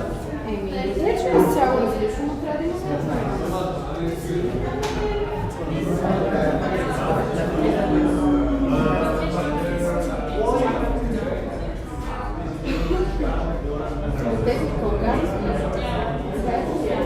Yes.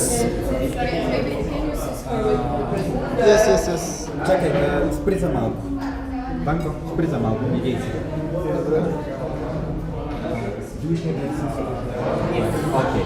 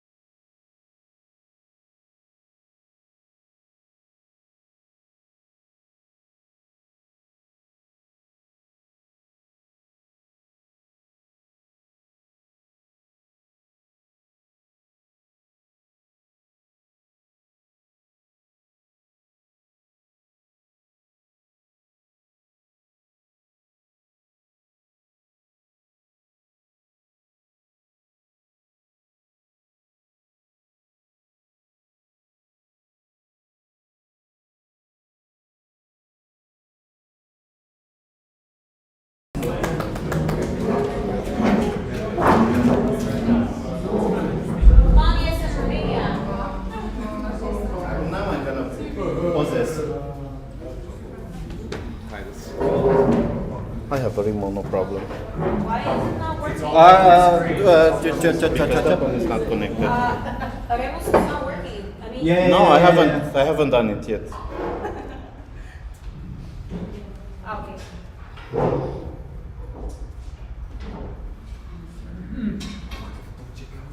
We'll go. Okay. Hello everyone. We are the amazing delegation of ESN Romania present here.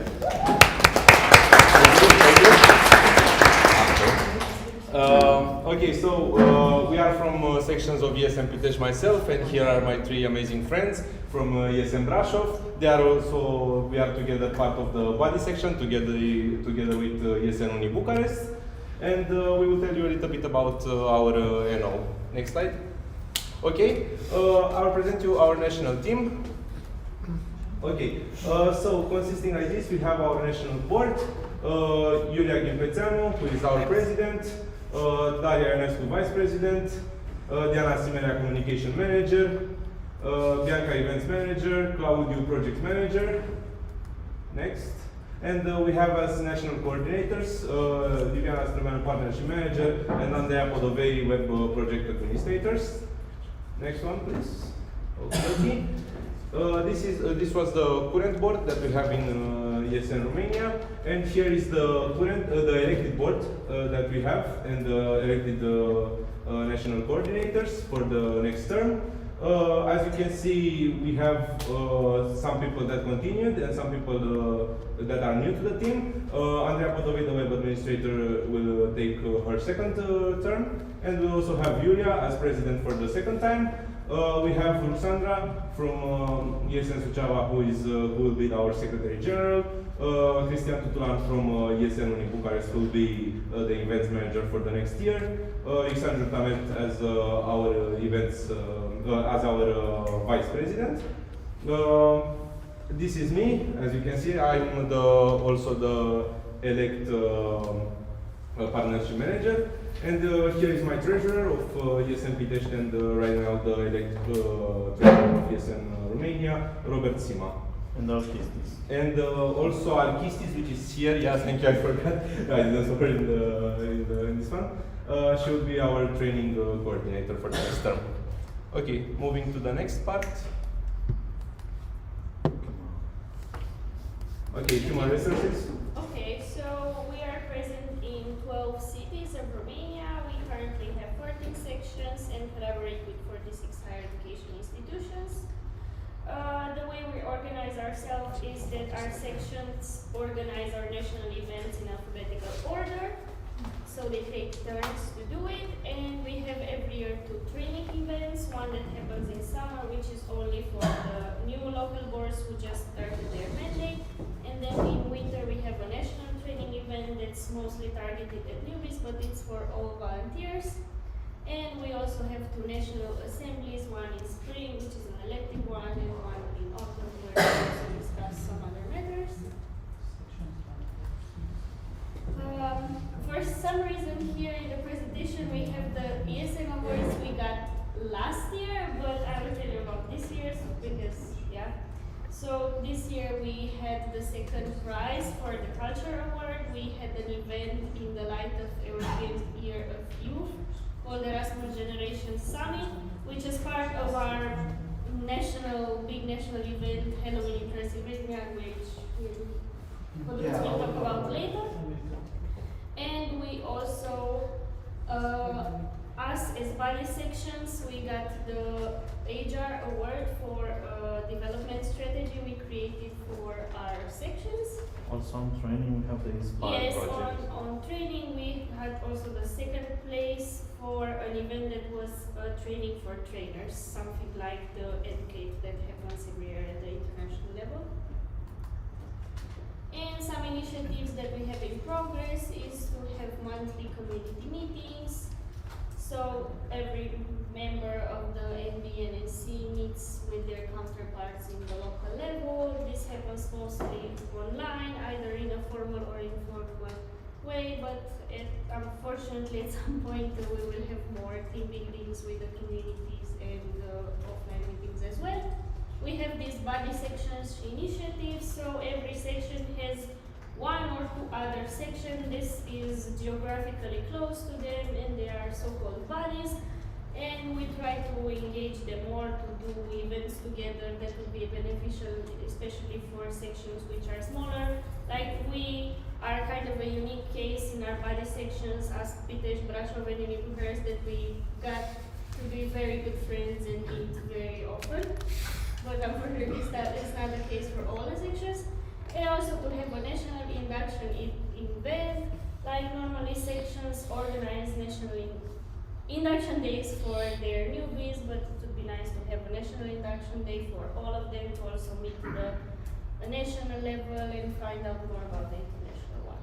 And besides the monthly committee meetings, we have every 2 weeks a General Assembly meeting where all presidents and section delegates attend, plus volunteers that want to attend to see what are the updates on the national level in regards of all educational partnerships we have and all opportunities regarding projects that we can apply for or to attend for in order to improve our education and higher education institutes partnerships.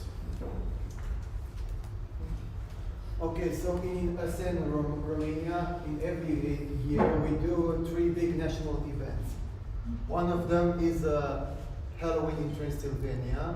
We do this event during the Halloween in Brașov. And in this event, all the ESN section from Romania, the volunteers and the Erasmus students gather here to celebrate Halloween and social inclusion.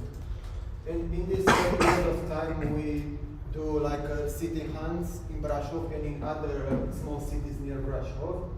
We visit the famous Dracula's castle, what is officially called Bran's Castle.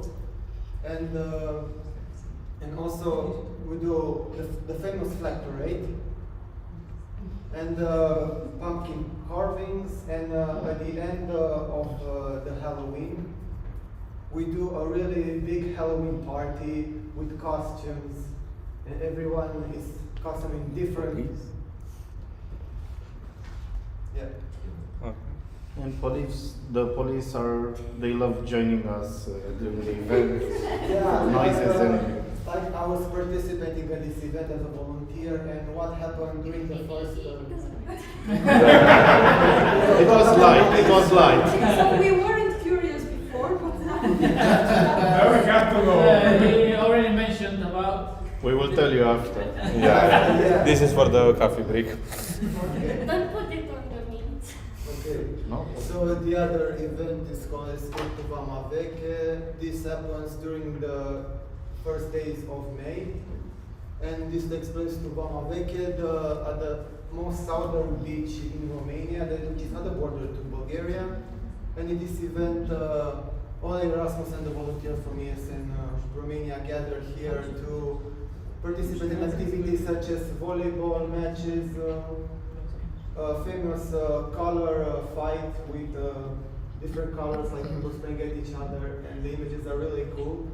And also we do an initiative of collecting the garbage from the beach, which respects the environmental sustainability cause. Okay? So in order for us to gather the people for the International Erasmus Games in Romania, we do the Romanian national phase, but we call it the National Erasmus Games. And this year took part in Bucharest, and people like volunteers and the Erasmus students gather to play in teams of to play volleyball, football, basketball, and 100-meter run phase. Okay, now the less fun part. We still have stuff to improve. Yeah, as you said, we are not legal. Not all sections are legally established according to our national law. In order to work as an NGO, we need to be legally registered. At the moment, we have 4 sections that are legally registered, us. We are still trying the documents, but we'll solve it. The main point is for all 14 sections to be legally registered until next year, when we have the target, the legally imposed target by the state. I think it's going to be in May, if I remember correctly, 9th of May. We still have to improve more on the lobby for the better internationalization, which means that we still have communication issues with all the IROs that we are working with, plus the ones that are in cities where ESN section doesn't exist anymore or doesn't exist yet. And yeah, we have commercial partnerships. We do partnerships each year. What the problem is, at the end of a mandate, we tend to lose the partners, even though we have good communication at the beginning with them. In time, the problem is we don't communicate, we don't promote them that much. We don't follow up also, yeah. They don't follow up, we don't follow up, and we tend to lose them. And we try to obtain them again if possible. If not, so be it. Come on. So this is pretty much it. Thank you very much.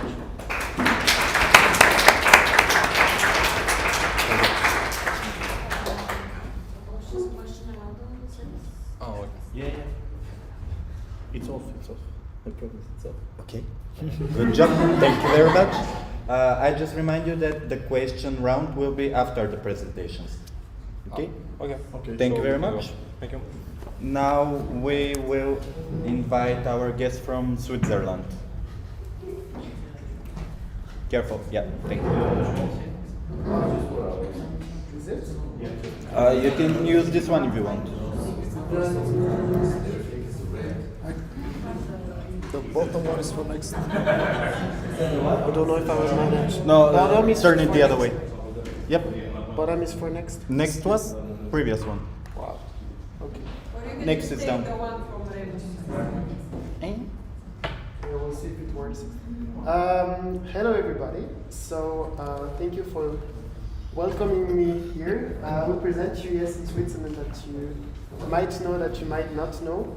My presentation is a bit not so conventional. I will start by a small introduction about myself. I know it's not so conventional about Switzerland, but I thought I was going to be a bit fun. So, about me, I'm 25. I am based in Fribourg, which is a city you probably don't know about. It's quite a small city in the center of Switzerland. And I'm also in Bern and sometimes I'm in Geneva, so I'm kind of moving quite a lot inside Switzerland. And I'm working as a translator, actually. I work with the Swiss government. I used to be working at the Office for Environment.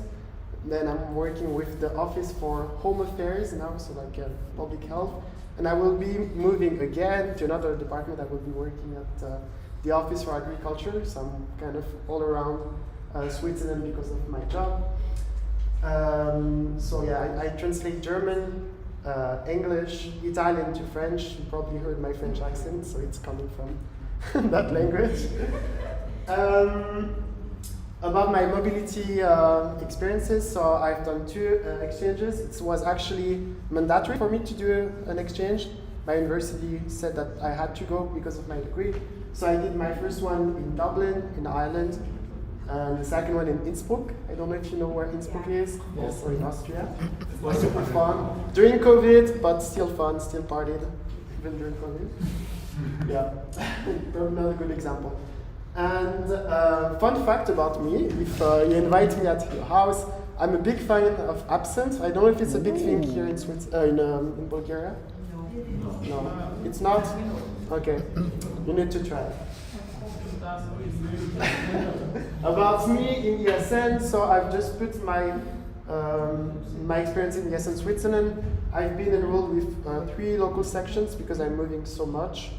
But currently I'm the section manager, which is a really weird position that we have in Switzerland, where I'm basically taking care of the well-being of the sections and kind of HR, so every time there's an issue with human resources, some problems with, I don't know, like local boards, I'm usually the person in charge.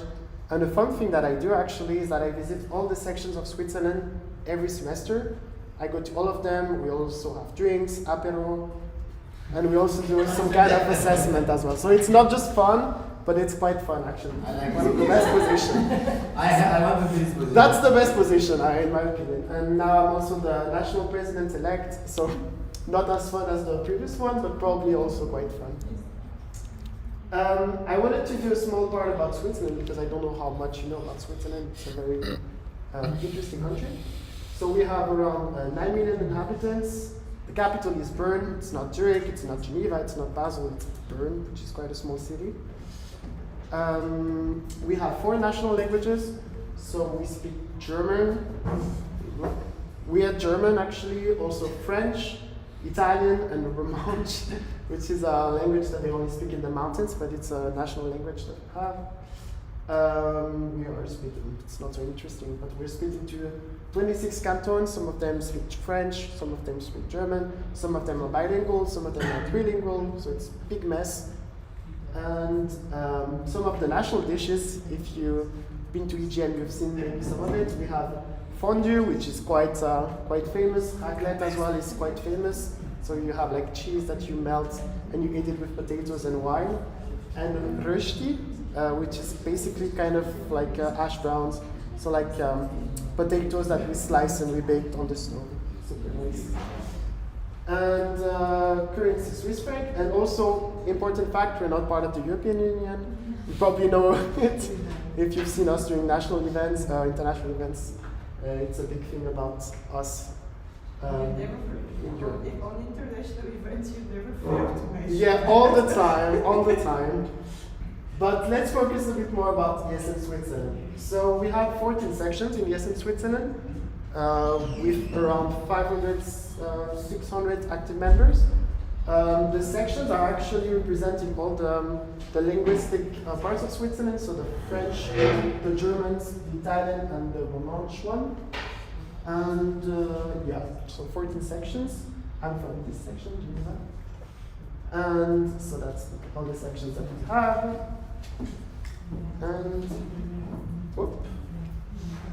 And this is our national level. So this is a weird thing that we have in Switzerland. We're kind of restructuring the national level right now.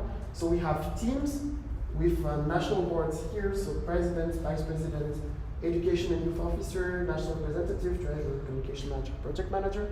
And then we have board support positions that are positions that basically help the head of their team. So for me, as I was the section manager, I was working with the vice president, and we are like a team that we work always together. And in total, we're around 20 people, which is a massive national level, actually. This is the picture of our national level right now, but we're changing, we're shifting, and now it's the one from last year. We also have an advisory council, so we have, there are actually previous members that were already in the national level and that help us if we have elections, if we have some kind of audits that we need help with, difficult situation, maybe within the national level. We also have an alumni coordinator and some financial audits. This is some pictures of the national level. Of course, since we're 20, we're never always together, but it's some of the fun time that we have together. Some of the national events that we do in Switzerland, so we have the National Erasmus Games, like most countries. We have the Titanic Limani, which is on the right. It's basically a party boat. So we come from the Lake of Geneva. We are on a big boat. We're like 800 people on it. We party on the boat. Then we come back to the city and we party again. Basically, that's what the event is about. And we also have the Switzerland Rally, which is kind of our big event in Switzerland. Maybe you've heard of it. I will talk a tiny bit more. So the Switzerland Rally, maybe you've been to Switzerland. We're quite proud of our trains. Yes, they're expensive. They're really expensive, but they're quite nice. And one event that we do is that all sections are involved in the event. They all leave from their home city, and they have cities that they have to go to. Since Switzerland is so small, in one day we can go to 4 or 5 cities. So we will leave from different teams of 10 people And let's say I'm leaving from here, I will go here, here, here, and then at the final stop, we all meet together, and we have a big party, basically in a city, in the center of Switzerland. Last time it was in Luzern. And fun fact, we also have international guests for this event, so if you're interested, don't hesitate to ask me. One thing that we do as well in Switzerland is we do intersectional events. So if sections want to work with another section, which they're doing quite often, they can get grants. So like we had, what is interesting here, we had a cabin weekend in the mountains. So a couple of sections paired together, basically they presented the project to the national level, asked for money, we gave them money. That's how simple it is. And that's for us to kind of encourage sections to work together. So we have national assemblies, like you have, of course, we have 3 a year, and again, a bit of promotion. Our next NA is going to be from the 2nd to the 4th of June. If you're interested to participate as international guests, it's going to be in Lugano, which is a very nice city, super nice in the Italian part of Switzerland. And we also have community weekends, which is quite funny concept. So basically we have them 1 week before we start the semester, and it's mostly for board members, but everybody can attend, and it's just a chill weekend for ESNers to hang out basically. We cook together, we do everything together, we do some social program, but we also have a little bit of light workshop and also some discussions if we need. It's really appreciated by the participants, and it's super cheap because we pay basically for the people that come here. So travel fees and participation fees are usually covered for the participants. Some things that we focus in Switzerland, of course, probably is sustainability. You've heard quite a lot from Switzerland and sustainability. We are also trying a lot. I've presented the intersectional events. So we're trying to collaborate a lot within the network. We're trying to make people work together. We also have internal communities and projects, so we really try to push people to work together even though they're not in the same section. As I said before, we're not part of the European Union, so we're trying our best to do some hard lobbying to get back into Erasmus Plus, because we used to be before we got kicked out. And also the well-being of volunteers, safety, but also mental health, which is a hard focus of us in the past couple of years. And I think that's it. Thank you for listening. Thank you.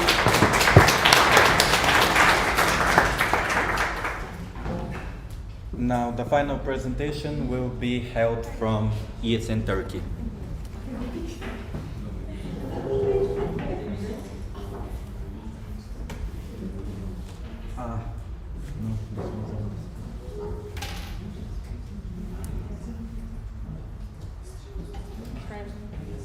Can I have the, which one is the nice? This one? Yeah. Hello everyone. Hello again. I will start with who I am too, if I can, but I'm not sure if I can. Where should I? Yeah, it's down. Oh, now, yes, perfect. Okay. Hello again, everyone. I am Hazal. I will not say my age, but you can, I think, do a quick math. I was born in 2000. I am actually from the borderline with Bulgaria, and I am a 3rd year of bachelor student in PR, and I did my Erasmus in Spain. Perfect place. If you have a chance, please go. Perfect. And when I say this, people really don't act good with me, but I don't like baklava. I don't eat şerbet, if you know. That is why. I'm sorry. I'm a Turkish person, but I just don't like it. Yes, I know. Don't judge me. It's not working. It's not? We can. Okay, perfect. Oh, two girls. Okay. And we had a change of our national board last 2 months, so I will quickly say our national board. First of all, as like ESN Bulgaria's NB, we have Umut as our VPA. He is everywhere. And then we have our treasurer, Don Mars. Maybe you know him from Media Porto or Scene. We have our new president, Mahdi. If you are in ESN card team or if you are in NEP, you will know them. We have our project manager, Eileen, and our Gözde and vice president, Yağmur. Next one, please. Can we go? Perfect. Turkey, can we move them? Yes. Turkey is established in 2005. Actually, the first section in Turkey was ESN ITU. If you were in the EGM, two people running everywhere with the B in their hands, they were trying to take pictures with all of sections. We have currently 38 sections. We are active in 14 cities and we have 2 big cities, Istanbul, Ankara, Izmir. And fun fact, in Istanbul we are currently 15 sections. So we are like 600 ESNers in Istanbul. That is why we always say this to international people in Istanbul. If you lost, just follow ESN Star. Because we are like over 600 people, and actually I found our bracelets in here too. So this shows that if you lost in Istanbul, yes, just follow the ESN Star, because we are like 15 sections. Yes. National meetings. We have, of course, NA. We have our NAs in 2 times in a year. One is like the chilling meeting one, NA autumn. This is from the last years of NA. You can see Ayberk is in here. He comes to visit us. And normally it's really crowded in our NAs, so lots of fun.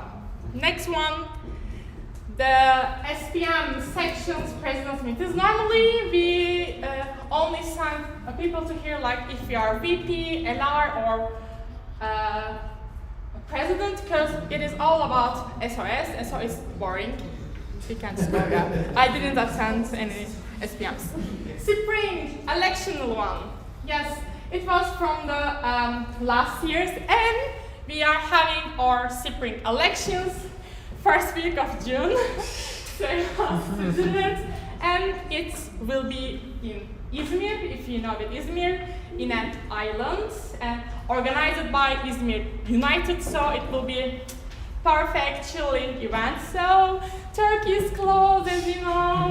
If you want to come, islands, Izmir, swimming, etc., etc. Yeah, this is from last spring NA, as you can see. Can we go? National trainings, yes, because we are a lot of people, we have a lot of first trainings. ESN 101. This was from the, I think, 1 year before. This was in Istanbul and this was in Ankara. We normally do in 2 places. One is Istanbul and one is Ankara to be more connected with people. Next one, please. And normally we have like come 101 for the CMs and 101 for the webmasters and VPAs, because it includes lots of technical things, so we just like go there and learn, then make it happen. Next one, please. This is my favorite event. It is kind of similar to Educate. We are all in nature and all in soft skills, like we play, we learn. It is kind of like a camping event, but you stay in a hotel and learn. Yeah, it's kind of, yes. Next one, please. Our projects, these are the currently one. Boost your energy. It is a, as you can see, speaking club for children, and we have like ESNers from all over the countries. It was online, or awards and certificates. Next one, please. And this is for the gender equality seminar in Istanbul. I think lots of sections does this for the disabled people. It is like we are telling them you can do this and we will be with you while you are doing this. So we try to host these projects as much as we can. Yes, favorite parts, let's go. Okay, we say get mad with us. Or favorite event, madness. Can go faster, yes. It is in Antalya in summer, whole weekend party. Yeah, from like beer pong to rage cage, I don't know. Games with water, more drinking games, so. Little bit, yeah. More drinking games, yeah. Good job. Yeah, it's really great. As you know, Fail Land of Turkey. We are always hosting this event in September, December, yeah, I can see you. And if you want to visit the Fail Land in the world, I think it is kind of, we are always waiting for you, or Cappadocia. Next one, please. Yes, and this is for the winter, because we have to have party all over the year. It is for, do you know, Uludağ is for skiing, mountain, lots of snows. Yes, exactly. So it is another madness, but in Uludağ in winter. And next one is chillness that we will have in the 3rd week of May. It is a camping event, and as you can see, partying again, drinking. And if you love to drink beer and Red Bull, they are our main sponsor this time, so you can come and drink as much as you can. And I think, more? Okay. Okay, now. More drinking. Yeah, more drinking, always. Okay, okay. This is my favorite event actually, the boat party in Istanbul. We just land from there and having party all night until morning, then doing after, then doing after again, then after again. This is my favorite boat party of the whole year, so if you ever have a chance, I can really suggest you to come to Istanbul, even for only this event. And we have like a grand welcome party for all of our students, grand farewell, grand Halloween. It was really, really good. And I think that's all. Yes. Thank you.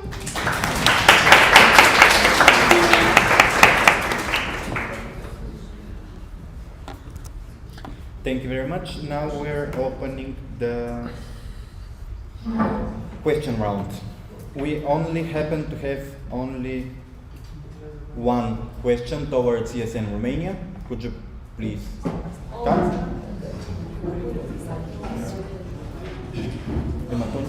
То няма други въпроси.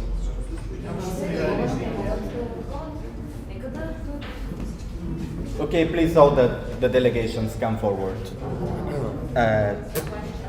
Yes, that one. That's one. Yeah. This one is yours. Yeah. Thank you. Okay, so careful. The question round is now open, so you can access the link tree and ask our guests questions about their sections and their countries. So the first question goes to ESN Romania. What is the National Induction Day about? Okay, so that is basically an event for newbies, volunteers who just got recruited, and it's for them to meet volunteers from other sections, meet the national board, and just find out how ESN works, what kind of initiatives and activities we do. So it's for very, very new members? Yeah, Yes, newbies. yes. Newbies that have a couple of days, just a couple of months, 1 to 3 months in ESN, that want to know and learn more about ESN and not just the party stuff, but more the serious stuff. They tend to learn all the basics. Basically, it's one-on-one with all the new volunteers from all the sections.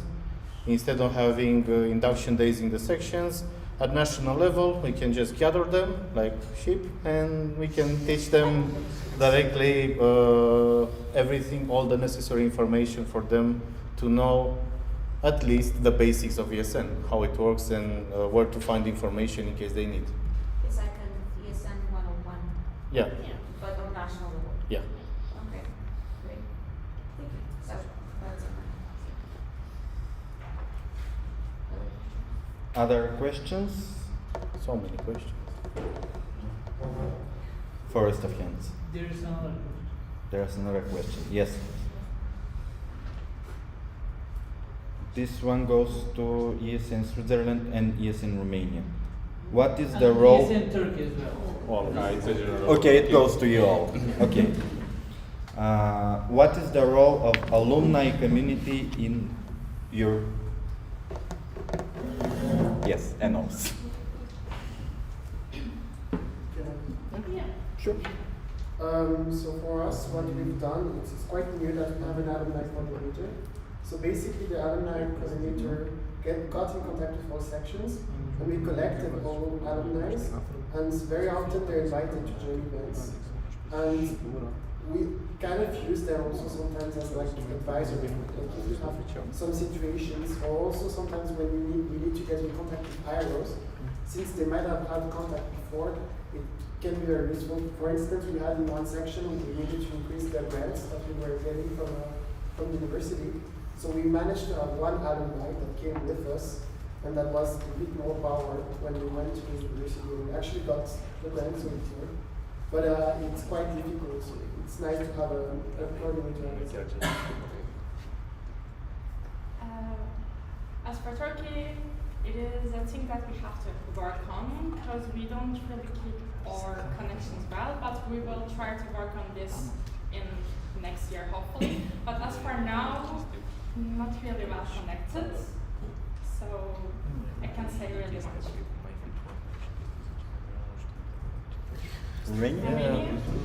Yeah, currently we are trying to reset the alumni activity because it was a bit inactive, so the pensioners were a bit retired. But we have a couple of alumni that are still active, if you know Dora, if you know Alex. They are also the founding members, but they are also alumni in ESN. In the past, if I can say, we were inviting alumni to attend events. We request them advices regarding what did they do in regards if something happened. Let's say they wanted to discuss something with a partner or to have a meeting with some higher education responsible.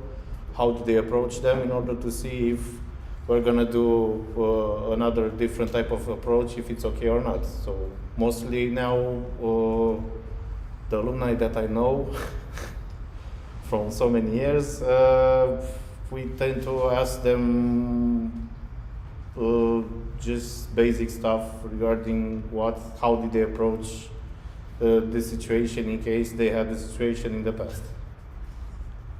Okay.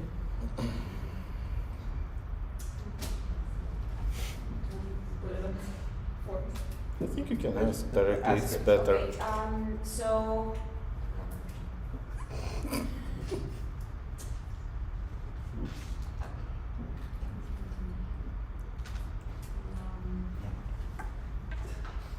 forgot it. Okay, we have dinner for that. We have free time after that. Okay, so thank you very much. These were all the questions in the question round. We close the question round now. You can take your seats. Thank you very much. We're not duplicating PGM. No? No? Okay, so there's something I need to tell you. It's clearly organizational. There will be section consultations after the last session. It's preferably we don't do them here because we have to leave this room, the facility, until 7. With that said, I can give the floor to Justin for our last session for the day.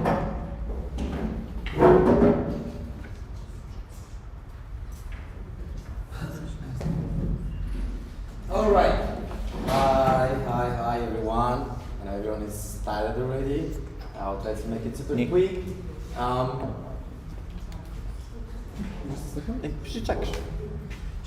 Okay. So for our new volunteers, like some people know me here, some people maybe don't know. For the past already almost 4 years, I was in charge with events and trips in ESN Bulgaria. And then some years ago, I was approached by Yes Trips, which is one of the international partners of ESN International. And then last year I was approached again if I can start working with them. So I will try to give you a short introduction about Yes Trips, what they do, and then I have a short presentation about a first offer that we already prepared for us for ESN Bulgaria. Okay. I don't know if this will work like this. Try. You can just go like this. Okay, it's okay. Okay, so what Yes Trips do? It's actually a company founded by a former ESNer, and actually they are doing events and trips all over Europe, all over the cities in Europe. Everything what is happening in S Trips is actually done by ESN for ESN people. All the members in the organization, I don't know how this works, man. Yeah, you need to help me. Please take this. I don't know how to do this. Okay, so it's like it's an organization formed by ESN for ESN. Everyone in the office, they're based in Barcelona, and they have a really nice office on the beach. So the main office is there, but then they have people in a lot of places all over Europe. And actually, now I'm in the moment when I think I will get the Balkan region. So you might see me later in your countries, Turkey, Romania as well. And Bulgaria, you'll see me every day. So okay, go on. When it comes to the events and their trips, they're like trips which are made on Yes Trips way, which means they're unique, they're a bit different. Why? Again, because people who work for Yes Trips are having an ESN background. So, you know, it's way better to work with someone who knows exactly what ESN want and what Erasmus people want. Next. When it comes to benefits and why you need to say yes to Yes Trips, therefore, basic one, of course, there is no risk. What does this mean? Once your section or the ESN Bulgaria, ESN Turkey, Switzerland, Sweden, and Romania, Turkey, I forgot already, sorry. So when it comes to start working with them, they take all of the responsibility. What the section / board should do is just to say yes and sending their needs, and then our team behind is doing the whole magic.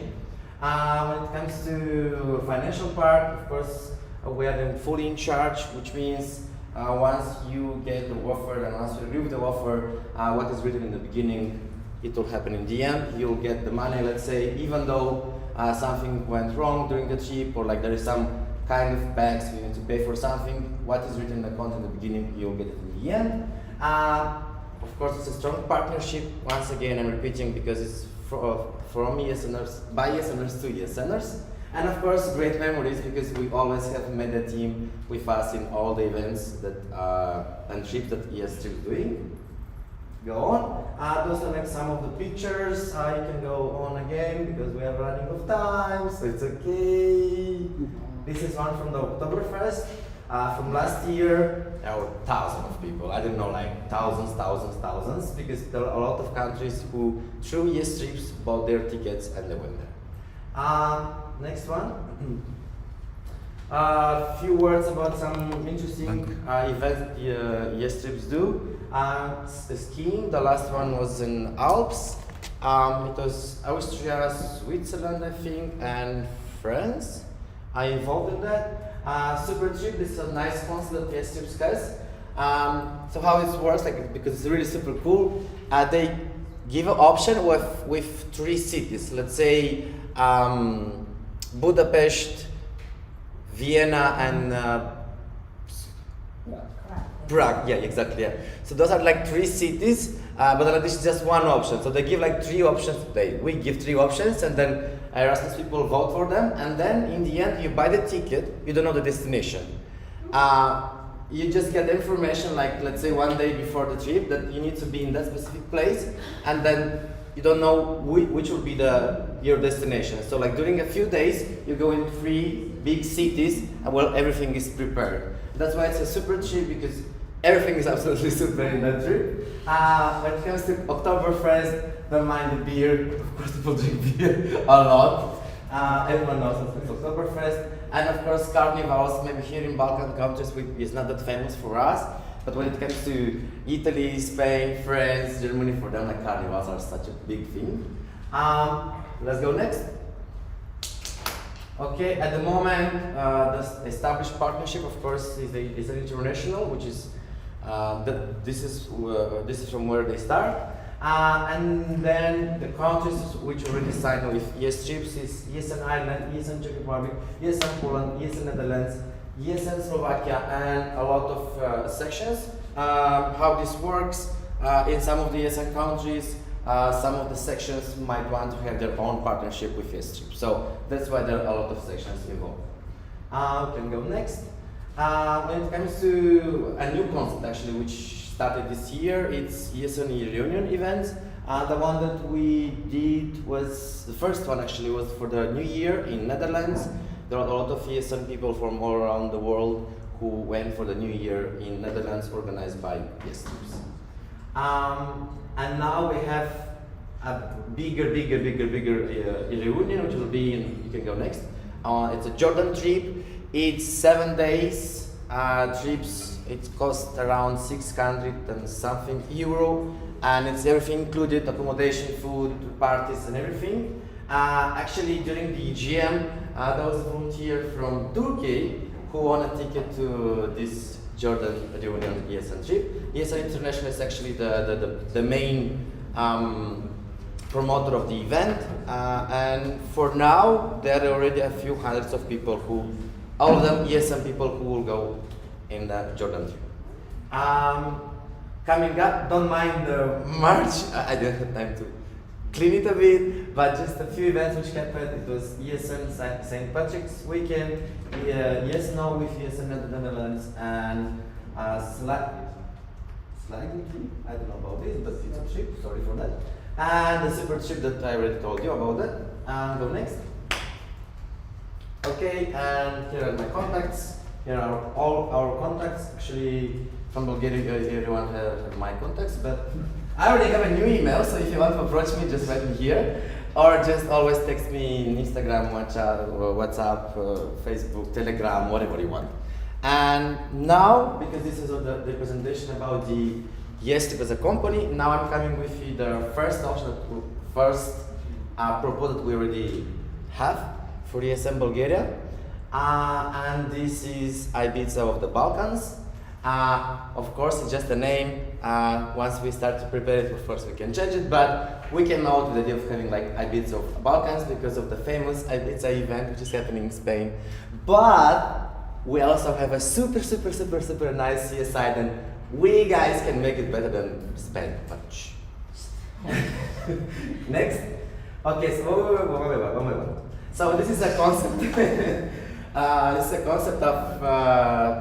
For the first time actually in Bulgaria, it's a trip which is meet us there, which means what I will present to you, everything will be included besides the transport. You all know, and especially me and Nelly knows exactly how it goes with the transportation costs and stuff, but then, because all the Erasmus students have the discount of the train, and because we want to be sustainable, and then because last year when we went to the CSI, we went to the train, it was super cool. So the idea for all the sections to be in charge with the transportation, which means trains, because from all over Bulgaria you can go by train to the CSI. So the event should start on Friday morning once everyone arrives with their trains. They're not sleepy at all because they were partying the whole night in the train as we did last year. So we have morning arrivals and check-in and drop off their luggages because we already spoke the hotels. It will be like a little okay to leave the luggages and going directly to the beach. And then around lunch having the check-in and then the idea is to organize some sports tournaments. We already have the place, we already booked the place actually for the sports tournaments, and there will be a few of them. And of course, the first evening we have the welcome neon party with welcome drinks included in Malibu Club. And I think I forgot to mention that the location of these Ibiza of Balkans should, yeah, which was Golden Sands, as is one of the I have experience of myself, and it's really nice place, and then everything is affordable. It's a small place, but then having everything there. We also have Paris there, so it's really cool. And yeah, the Malibu, it's actually the best club ever that I've seen in Bulgaria on the sea side. So that's why our first party, the welcome neon party, will be there, and there'll be a welcome drink included, plus the entrance will be included in the price. Of course, people who live around Varna know that the entrance there is a bit expensive, but that's why you have me. So this is on Friday, let's go Saturday, but just Saturday, okay? Oh, amazing. So for Saturday, of course, we have breakfast included in the price. People who were in Golden Sands before know that there is a huge mega park Dolphin. They do organize crazy parties during the day. It's a huge swimming pool, and then what is happening there stays there. Because it's really crazy. They have DJs, they have music, they have, like, the parties are amazing. The prices are not that big. We made a reservation for us, again included in the price. And then evening we'll have the foam party, which is on the beach, like in front of Malibu Club. At the foam party, again, it's included in the price. It will be around 2-3 hours. And then we have the after party again in Malibu because it's the best place. And we will have a mojito cocktail as a welcome drink. Yes, and then going to Sunday. Amazing. Sunday morning, of course, we'll have breakfast in the hotel, and then the idea is to go, every one of us, at the beach again, just to have our last moments, just to chill. There is a huge place just for us. We don't need to pay for the, like people who are not from Bulgaria. Usually here, when you go in the beach, you always need to pay for the, how is this called? Chaiselong. For the chair, let's say. It's a thing here, but there is a place, it will be a place reserved for us, so we can all of us stay till the evening there, and then Sunday evenings you guys can take the train and go back to your cities, your sections, and I'm not sure if you'll have party back because I will be exhausted. And then let's go to the next slide. Alright, so here is the offer. The price per ticket is 89 euro, which means €5 commission for each sold ticket. In the application, when they will buy the tickets, they will be able to choose the sections, which means that in the end, each section will get 5 tickets per each participant from their sections. And of course, we'll have 1 free ticket per 12 participants, which means guides that we are usually doing this, so it's nothing new for you. And then let's just go the last slide, just to make sure that you guys understood what is actually the offer, what the price include. Accommodation for 2 nights in Golden Sands Hotel, breakfast on Saturday and Sunday, sport and game tournaments on the beach, welcome neon party on Friday with welcome drink and special offers for us, entrance at the party at Mega Park Dolphin, as I mentioned before. foam party actually on Saturday with the welcome mojito included, and of course the Malibu party, which is also included in the price with the entrance and the welcome drinks, and PS Trips events managers, which will be there on the spot. Yes, that's it. Thank you. It's the last slide, right? If you have questions, if you want to ask me something, say me something, just shoot me. Is there any additional value of this trip to Erasmus? Except commission for ESN? I didn't get it.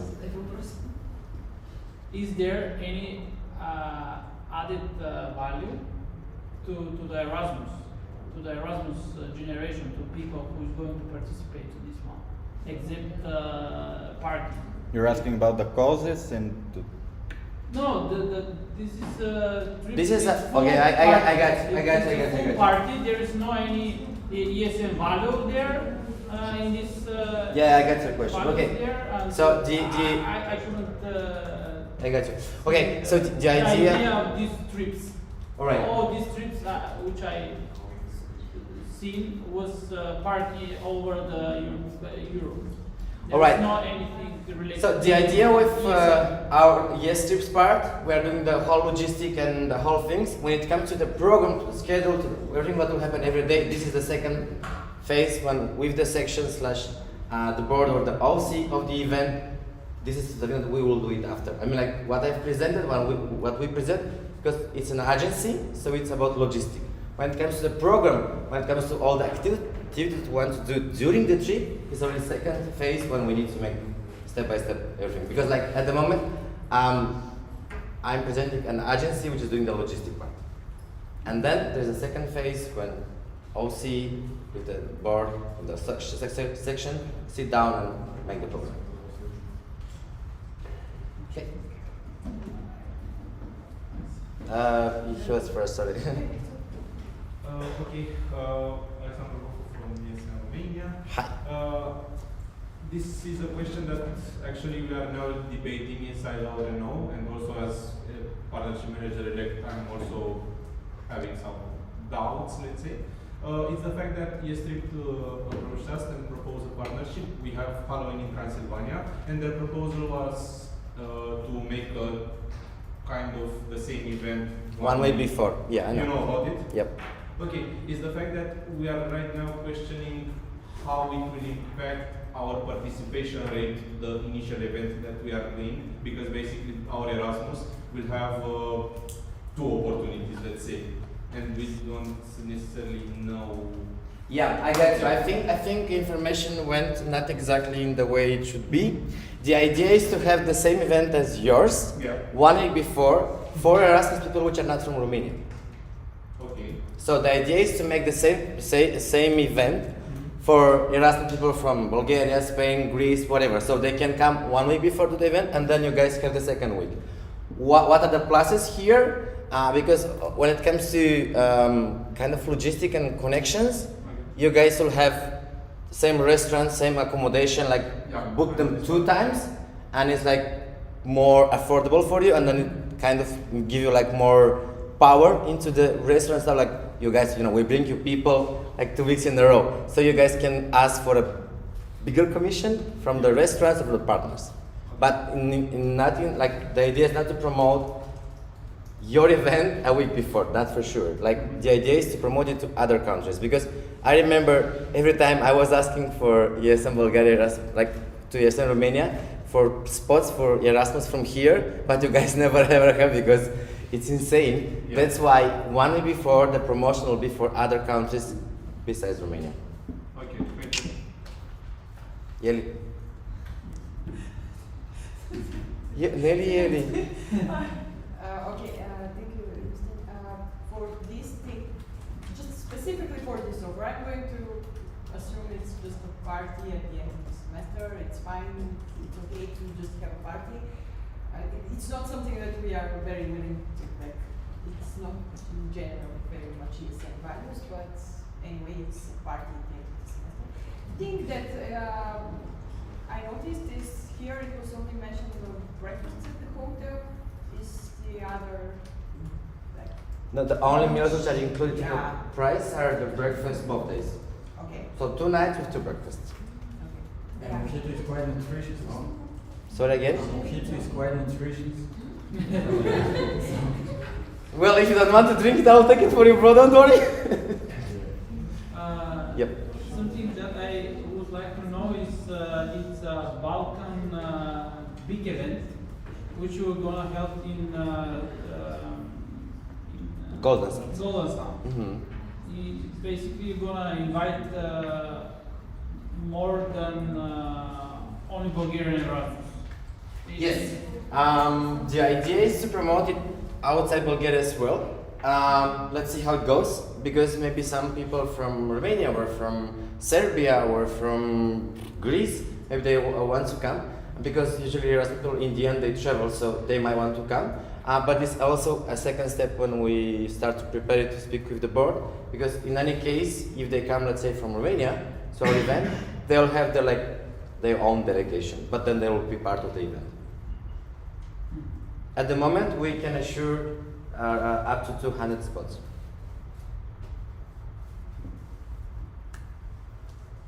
Someone else?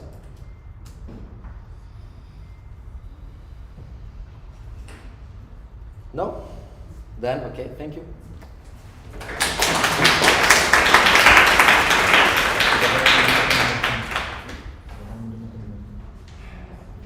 Thank you, Justin, for this opportunity. Now I would like to give the floor to Martin from the OC to make a statement.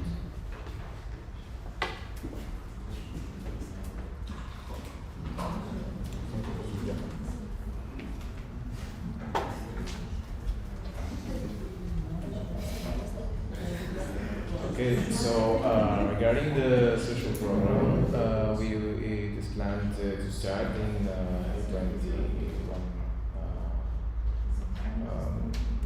9 p.m.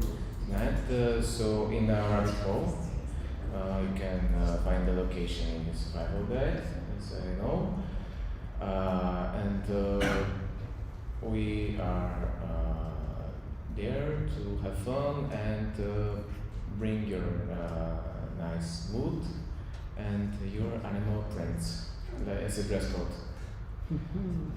Now I think there is a part of section consultations, so every section is free to discuss somewhere else, unfortunately not here, and have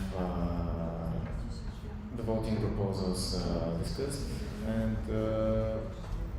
expect you there at Rabbit Hole at 9 p.m. So as usual, please be on time in order to have everything done and all the planned things to do done and everything to be okay. Thank you. Thank you. I just want to say that it's really important to be on time. You already know, 9 p.m. And you will also receive the location of the place in the WhatsApp group. Do you have any questions for now? No? Okay. Straight at 9, sharp. Yep. Thank you for today. We're done.